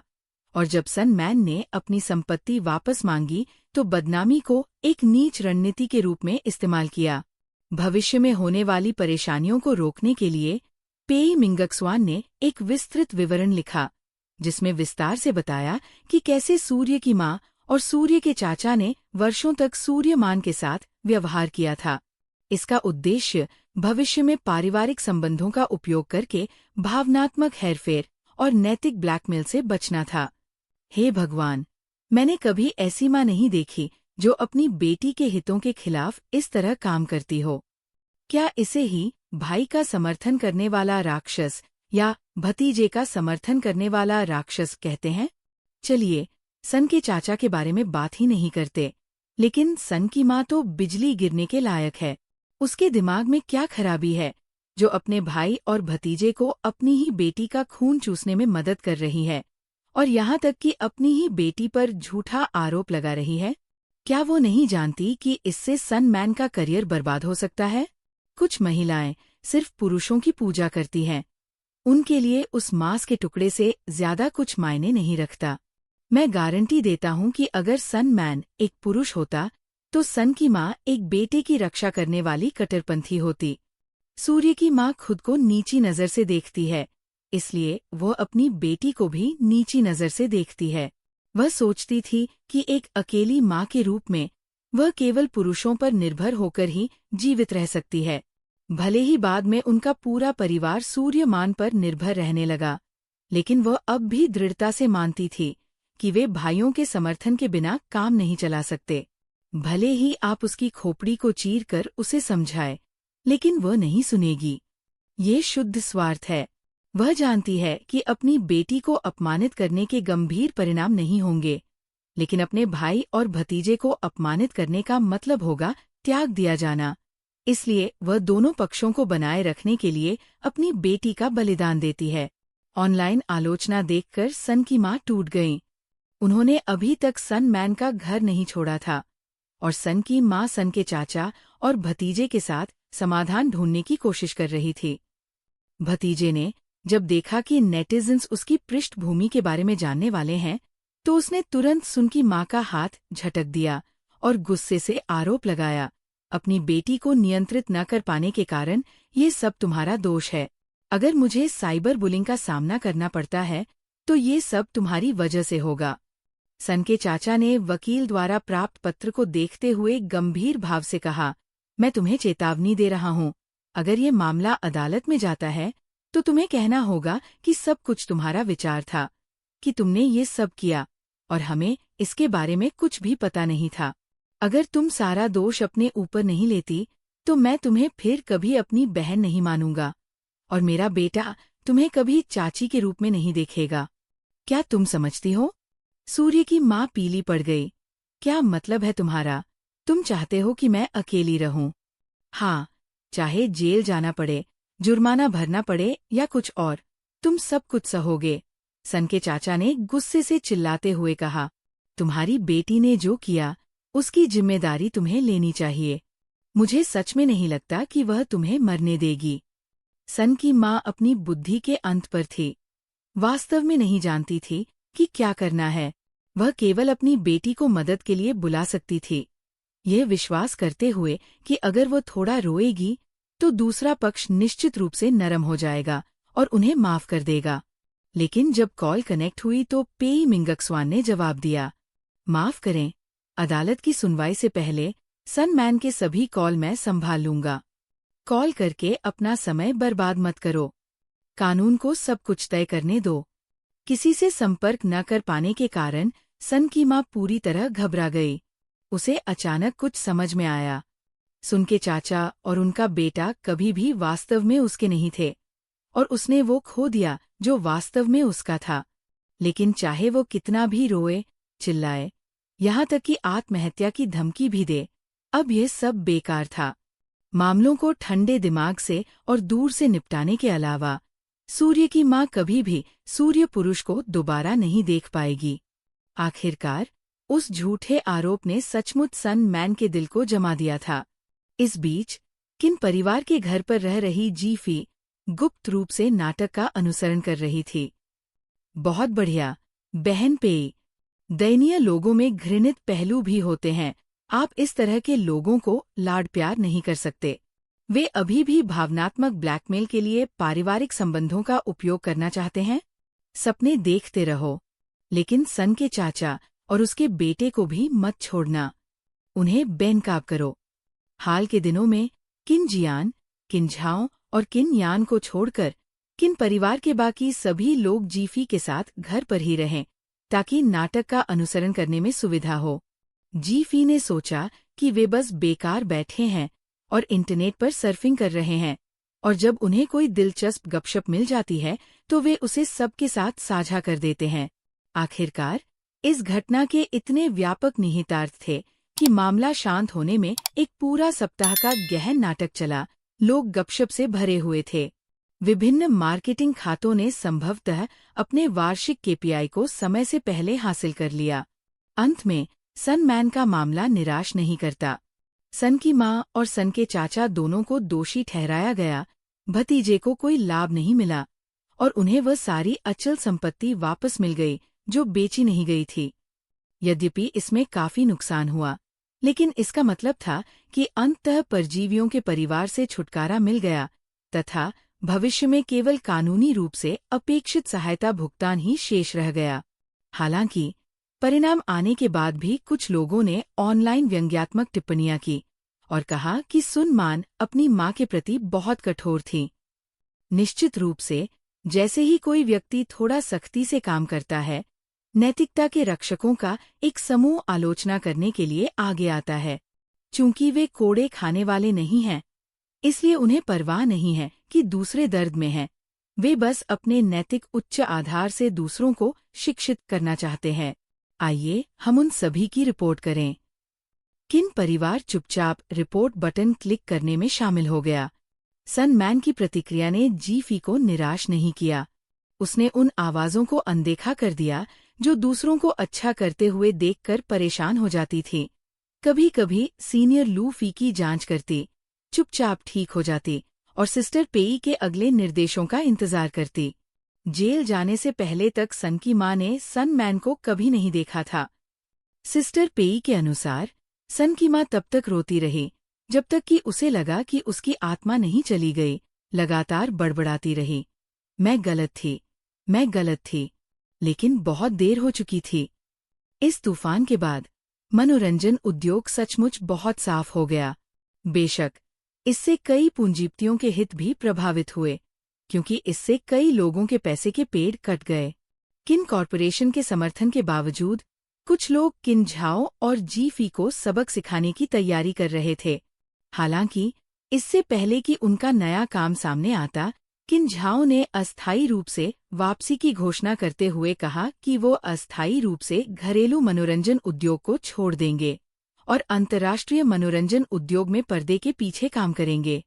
ये उनकी पहुंच से बाहर था, इसलिए शीर्ष स्टार किन झाओ के प्रशंसकों को आंसू भरी विदाई देने के अलावा जो लोग परेशानी पैदा करना चाहते थे, वे केवल आंसू भरी आवाज में अपना लक्ष्य बदलकर केवल जी.फी पर ध्यान केंद्रित कर सकते थे। लेकिन अप्रत्याशित रूप से लंबे समय तक इंतजार करने और सक्रिय रूप से पेश किए जा रहे कई काम के अवसरों के बारे में सुनने के बाद सभी ने सोचा कि पेई मिंगक्सवान घरेलू मनोरंजन उद्योग के न्यायाधीश होने की लहर पर सवार होकर जी.फी को अगला शीर्ष स्टार बना देगा। हालांकि उन्होंने इंतजार किया और इंतजार किया, और जब सन मैन ने काम करना शुरू कर दिया, तब भी जी.फी प्रकट नहीं हुई, जैसे कि उसने मनोरंजन उद्योग का एक संक्षिप्त दौरा किया हो। क्या वह सचमुच सिर्फ खेल रही थी? लेकिन सावधान पर्यवेक्षकों ने पाया कि मूल स्टूडियो मालिक बदल गया था। किन झाओ ने पूरी तरह से अपना पद छोड़ दिया था और केवल जी.फी ही बची थी। क्या वह कलाकार बनने के बजाय बॉस बन गई थी? कई तरह की अटकलें लगाई जा रही थी, लेकिन प्रशंसकों ने जी.फी के लिए चिंता के संदेश ट्रेंडिंग टॉपिक पर डाल दिए, जिससे उन्हें मजबूरन जवाब देना पड़ा। मैं अभी भी यहाँ हूँ, आराम कर रही हूँ, बस एक ब्रेक ले रही हूँ। स्टूडियो में पेई मिंगक्सवान ने झुंझलाहट में अपनी आंखें घुमाईं। वह वास्तव में काम की व्यवस्था करना चाहती थी, क्योंकि काम के निमंत्रण अब अपने चरम पर थे, लेकिन कोई व्यक्ति नमकीन मछली की तरह इधर-उधर पड़ा हुआ था। खैर, शिखर पर रहते हुए पीछे हटना बुरा नहीं है। घरेलू मनोरंजन न्यायाधीश का पद बहुत प्रमुख और परेशानी भरा है। गर्मी कम होने के बाद हम आपके लिए काम की व्यवस्था करेंगे। पेई मिंगक्सवान केवल खुद को सांत्वना दे सकी।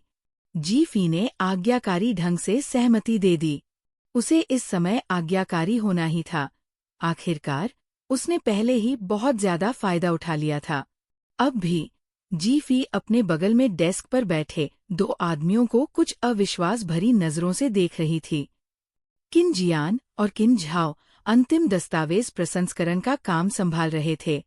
किन झाओ ने कंधे उचकाए और कहा, मैंने अपने साथ ले जाने के लिए धन का एक हिस्सा निकाल लिया है। बाकी जो नहीं ले जाया जा सकता वह मेरी दूसरी भाभी के लिए एक उपहार होगा।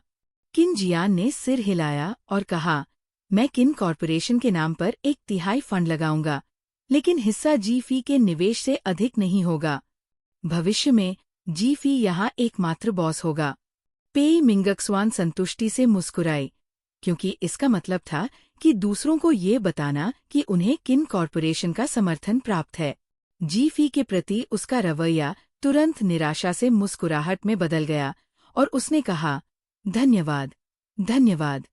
किन जियान ने जी.फी की ओर देखा और उसके कुछ चकित भाव को देखकर उसने मुस्कुराते हुए पूछा, क्या आप इस व्यवस्था से संतुष्ट हैं?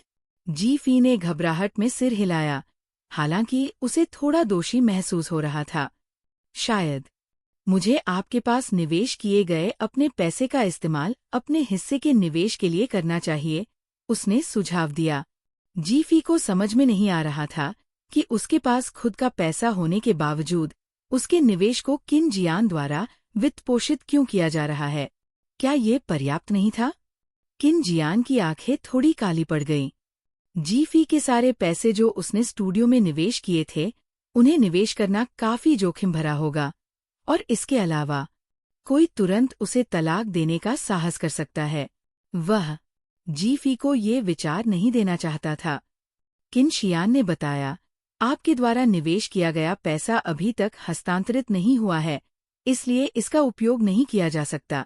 जी.फी अभी भी असहज महसूस कर रही थी, खुद से सोच रही थी, तलाक के बाद क्या ये मेरा होगा?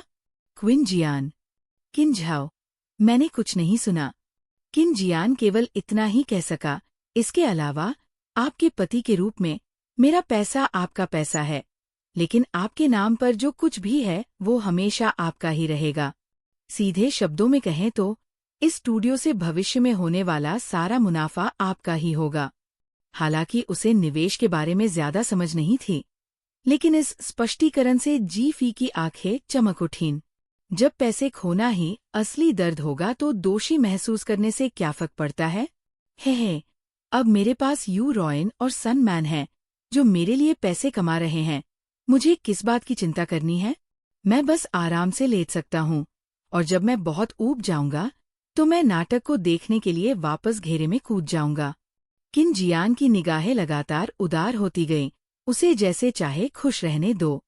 उनके बगल में किन झाओ बढ़ते आश्चर्य के साथ देख रहा था, ये सोचते हुए कि केवल उसकी भाभी ही अपने भाई को अपनी भावनाओं को इतने खुले तौर पर दिखाने के लिए मजबूर कर सकती है। अचानक शाम की अपनी योजना याद आने पर वो पूछे बिना नहीं रह सका, क्या तुम दोनों सचमुच आज रात अपनी कक्षा के पुनर्मिलन में भाग लेने जा रहे हो? किन झाओ ने अपने भाई की ओर अर्थपूर्ण दृष्टि से देखा। किन जियान ने उदासीनता से सिर हिलाया। ये जी फी ही थी जिसने इसके बारे में सुनने के बाद इसमें शामिल होने पर जोर दिया था। चैप्टर 179। हालांकि जी फी अब बहुत बदल गई है। किन झाओ को अभी भी अपने दूसरे भाई की पिछली कक्षा की पुनर्मिलन की आपदा याद है। किन जियान और जी फी को विवाह प्रमाण पत्र मिलने के बाद ये पहली कक्षा का पुनर्मिलन था। एक विवाहित जोड़े के रूप में, भले ही नाम मात्र के लिए ही क्यों न हो, किन जियान हमेशा जी फी की उन सामाजिक सभाओं के संबंध में पसंद का सम्मान करेगा जहां जोड़े आमतौर पर एक साथ भाग लेते हैं। उस समय जी फी अपने विवाह के प्रति लोगों की अस्वीकृति के कारण अत्यधिक चिंतित हो गई थी तथा किन जियान के सभी सामाजिक संबंधों पर कड़ी नजर रखने लगी थी, विशेष रूप से कक्षा के पुनर्मिलन जैसे आयोजनों पर जहां गपशप पंक्ति रहती है। उस समय जी फी ने विशेष रूप से उनकी पत्नी के रूप में अपनी स्थिति का दावा किया और परिणाम पूर्वानुमानित थे। किन जियान के कई भाई अभी अभी विदेश से लौटे थे और इस अप्रत्याशित विवाह के बारे में सुनकर वे जी फी के प्रति काफी शत्रुतापूर्ण थे, क्योंकि उनका मानना था कि जी फी ने उनके भाई के खिलाफ साजिश रची थी। हालांकि वे किन जियान की खातिर बाहरी तौर पर विनम्र बने रहे, लेकिन वे स्वागत करने से कोसों दूर थे, केवल बुनियादी शिष्टाचार बनाए रखते थे। किन जियान ने अपना विशिष्ट पृथक व्यवहार बरकरार रखा और शायद जी फी की अति संवेदनशीलता के कारण जब वो उस माहौल में फिट नहीं हो पाई तो वो उदास होने लगी। तभी किसी ने गलती से विश्वविद्यालय के दिनों की एक याद ताजा करते हुए कहा, उस समय यूजी। गलती का एहसास होने पर वे तुरंत रुके और माफी मांगी, लेकिन अगले ही पल जी फी ने नियंत्रण खो दिया। उसने न केवल एक महिला सहपाठी के चेहरे पर शराब फेंकी, बल्कि उसका बचाव करने आए एक पुरुष छात्र को भी थप्पड़ मारा। जब कोई उसे डांटने के लिए खड़ा हुआ तो उसने मेज पलट दी और गालियां बकने लगी।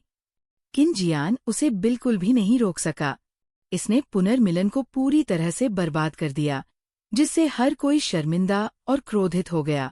भले ही किन परिवार को अपने लोगों की रक्षा करने के लिए जाना जाता था, किन जियान इस स्थिति में केवल माफी मांग सकता था और जल्दी से जी फी के साथ निकल सकता था। इसके बाद जी फी रोते हुए घर लौटी। उसे लगा कि उसके साथ अन्याय हुआ है और उसे यकीन हो गया कि किन जियान के भाई उसे नीची नजर से देखते हैं। उसने घर में मौजूद चीजों को तोड़ फोड़ दिया, जिससे पूरे परिवार की शांति भंग हो गई। उसके बाद जब भी कक्षा का पुनर्मिलन होता, किन जियान सभी निमंत्रणों को अस्वीकार कर देती। हालांकि इस बार लुओ फेई ने व्यक्तिगत रूप से किन निवास पर जी फेई को निमंत्रण दिया।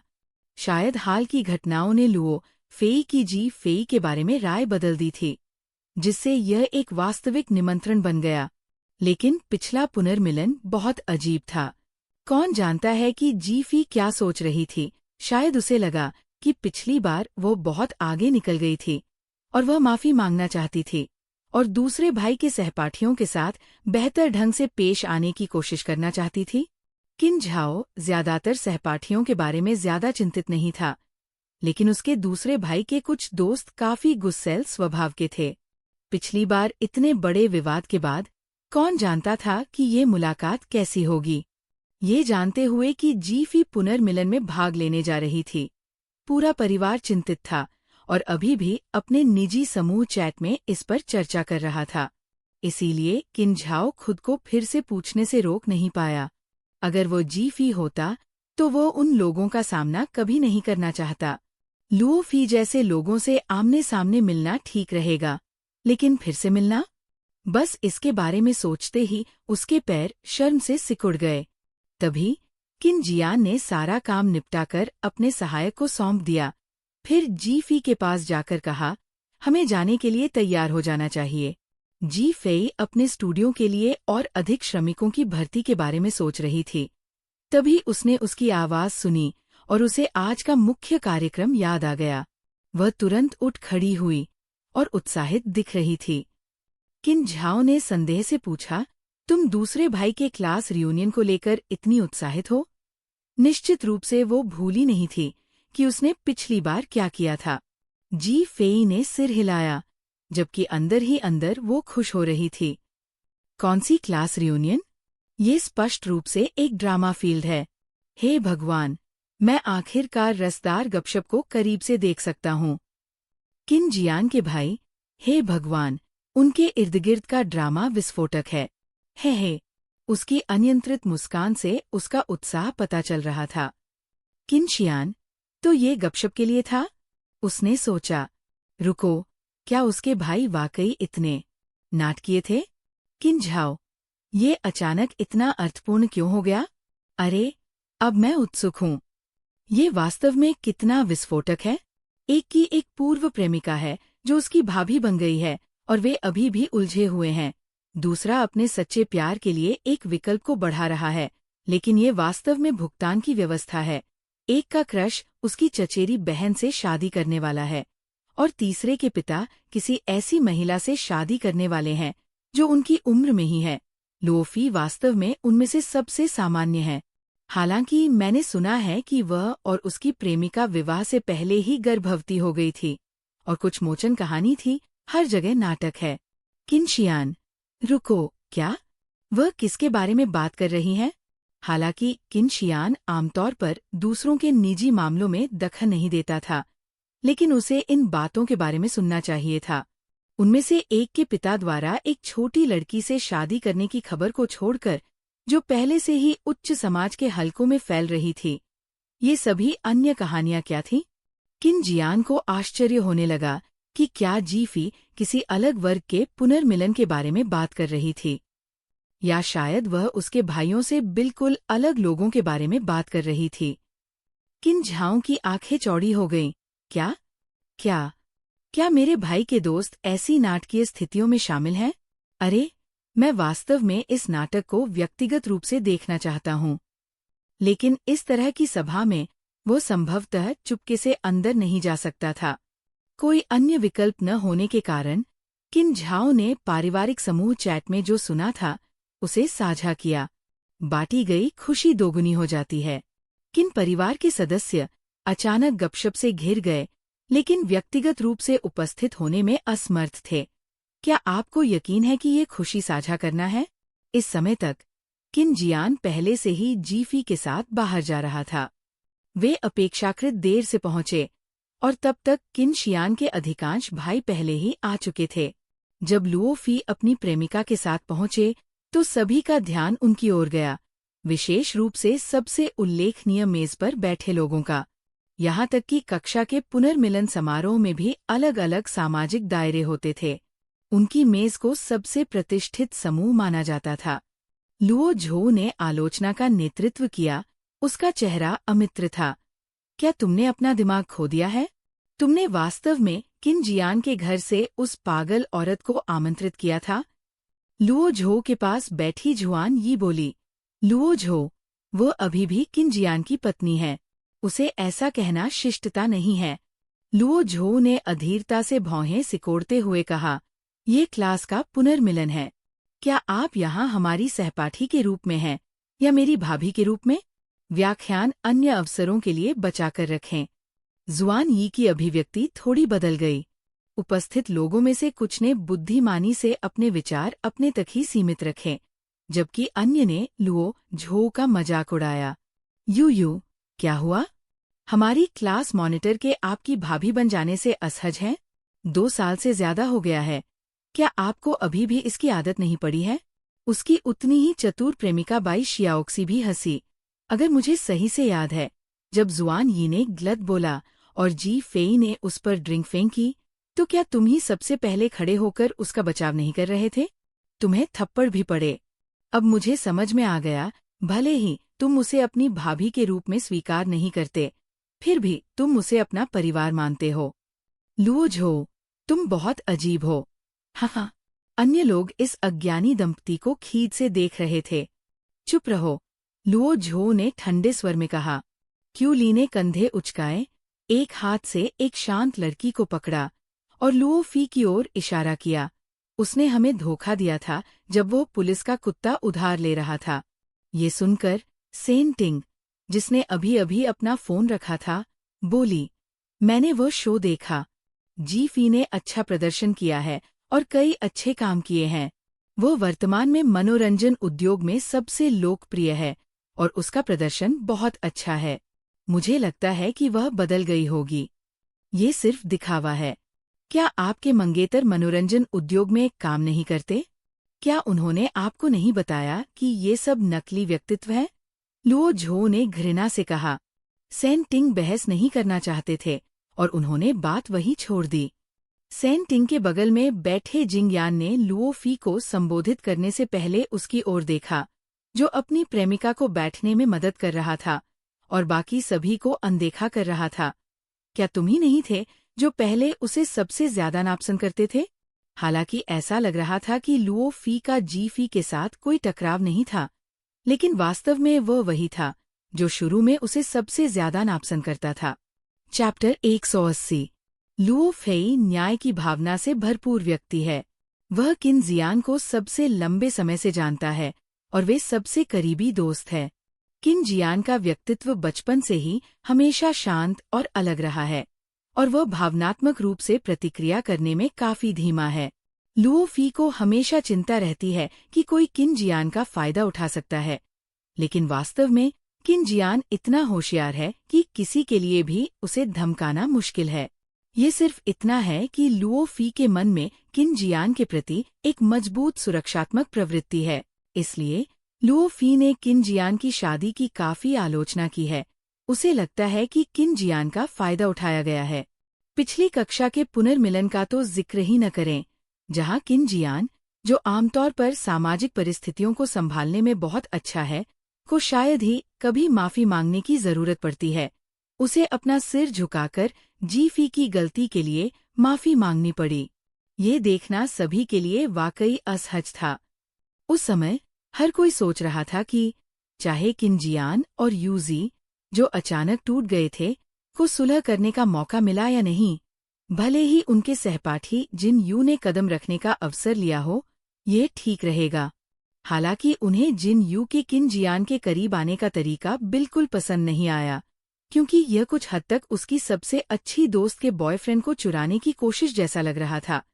क्योंकि किन जियान को जिन यू की भावनाओं का एहसास नहीं था, इसलिए वे स्वाभाविक रूप से इसमें हस्तक्षेप नहीं करेंगे। हालांकि उन्हें उम्मीद नहीं थी कि जी फी अचानक प्रकट हो जाएगी।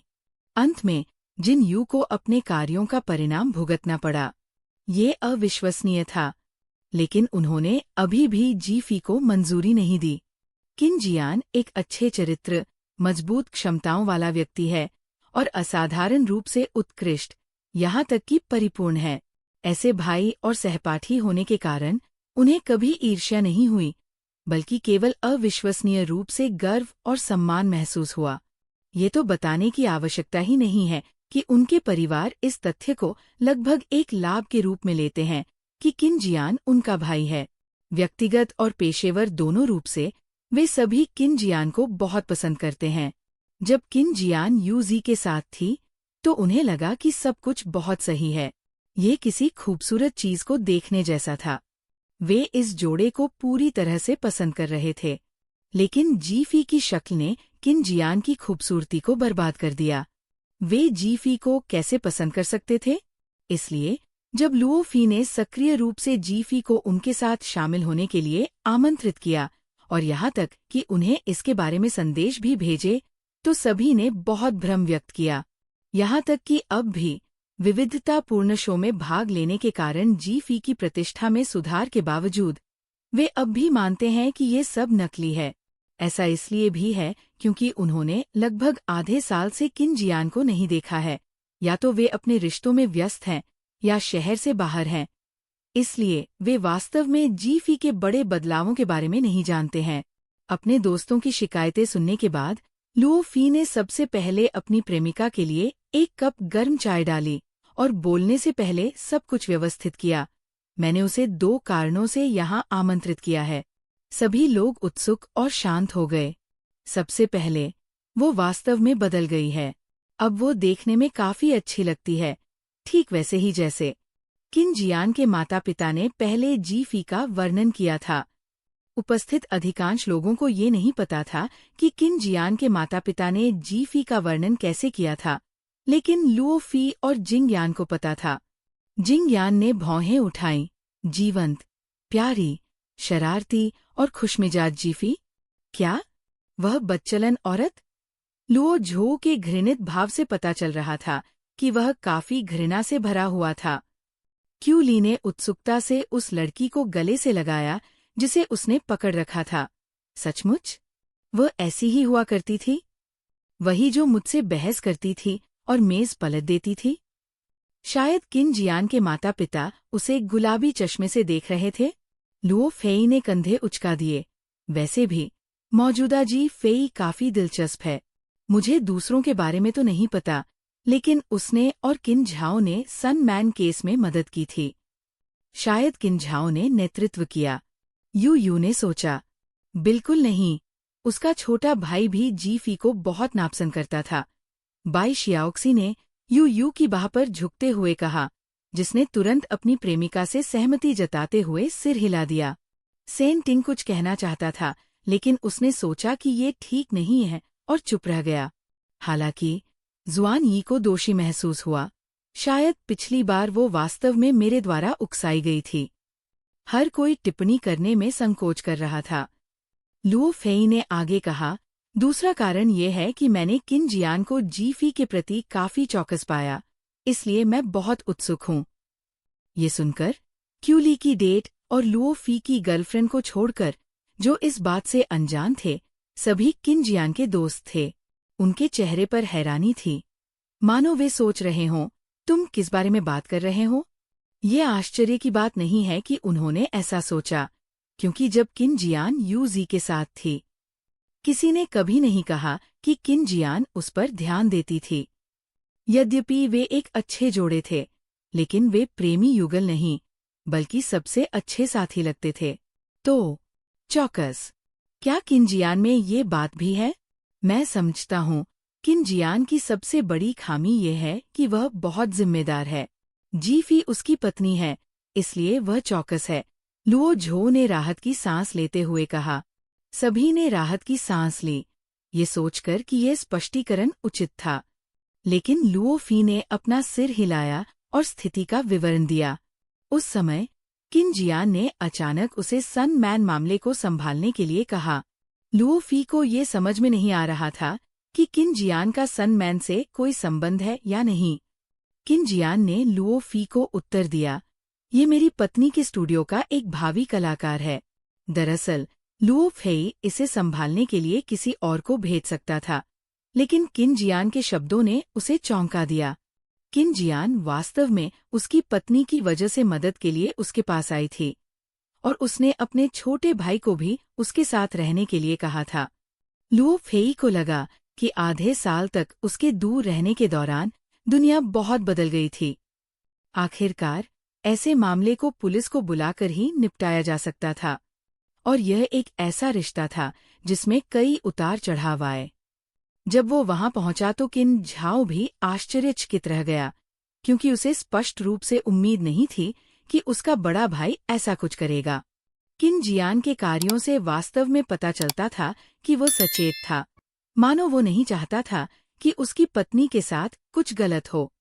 तो इन 2 बिंदुओं को मिलाकर लुओ फी वास्तव में ये देखना चाहता था कि दोनों के बीच वर्तमान स्थिति क्या है। वह वास्तव में किन जियान को भाई मानता है। अगर उसका भाई वास्तव में चौकस है, तो वो स्वाभाविक रूप से उसका सम्मान करेगा, व्यक्तिगत पसंद और नापसंद को अपने फैसले को प्रभावित नहीं करने देगा, और अपनी भाभी का भी अच्छा ख्याल रखेगा। वह इन लोगों को ये भी दिखाना चाहता था ताकि वे जी फी का अनादर न करें, जो कि किन जियान के चेहरे पर थप्पड़ मारने जैसा होगा। लुओ फी का वर्णन सुनने के बाद, हालांकि ये बहुत मजबूत नहीं लगा, लेकिन जो लोग किन जियान को कई वर्षों से जानते हैं, उनके लिए ये सचमुच थोड़ा अवास्तविक सा लगा। इस भयानक सन्नाटे के बीच झुआन यी ने अचानक कहा, आह। लुओ झो ने सहजता से झुकते हुए भौहें सिकोड़ते हुए कहा, क्या हुआ? जुआन यी ने अजीब तरह से लुओ झो की ओर देखा और अपना फोन सभी को दिखाया। मुझे अभी एक संदेश मिला है। यूजी देश में वापस आ गई है। उसने क्लास रियूनियन के बारे में सुना और पूछा कि हम कहाँ हैं। वो हमारे साथ शामिल होना चाहती है। ये सबके चेहरे बदल गए। हालांकि लुओ फी ने कहा कि जीफी बदल गई है, लेकिन पिछली बार उसका नाम लेते ही वो पागल हो गई थी और सब पर हमला कर दिया था। अगर वे सच में मिलते तो क्या वे एक दूसरे के बाल नोच लेते? उस दृश्य का विचार असहनीय था। लुओ झो ने व्यंग्यात्मक लहजे में कहा, उसे आने दो। यह कक्षा का पुनर्मिलन है। स्वाभाविक रूप से सहपाठियों का इसमें शामिल होना चाहिए। क्यू ली ने भौहें चढ़ाई। हम परेशानी खड़ी करने की कोशिश नहीं कर रहे हैं।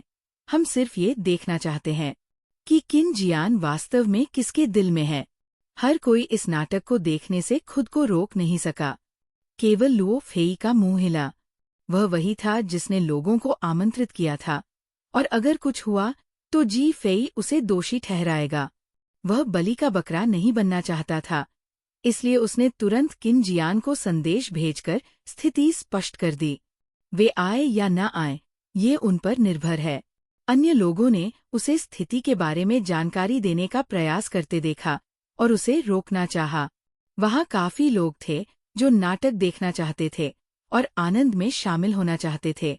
इस बीच जीफी, जो नाटक देखना चाहती थी और मौज मस्ती में शामिल होना चाहती थी, पहले से ही उत्साह से तेजी से चल रही थी। किन जियान को उससे धीमी गति से चलते देखकर वह पीछे मुड़े बिना नहीं रह सकी और बोली, जल्दी करो, हम लगभग देर हो चुके हैं। किन जियान ने भौहें सिकोड़ लीं। अभी भी सोच रही थी, कौन किसके साथ है।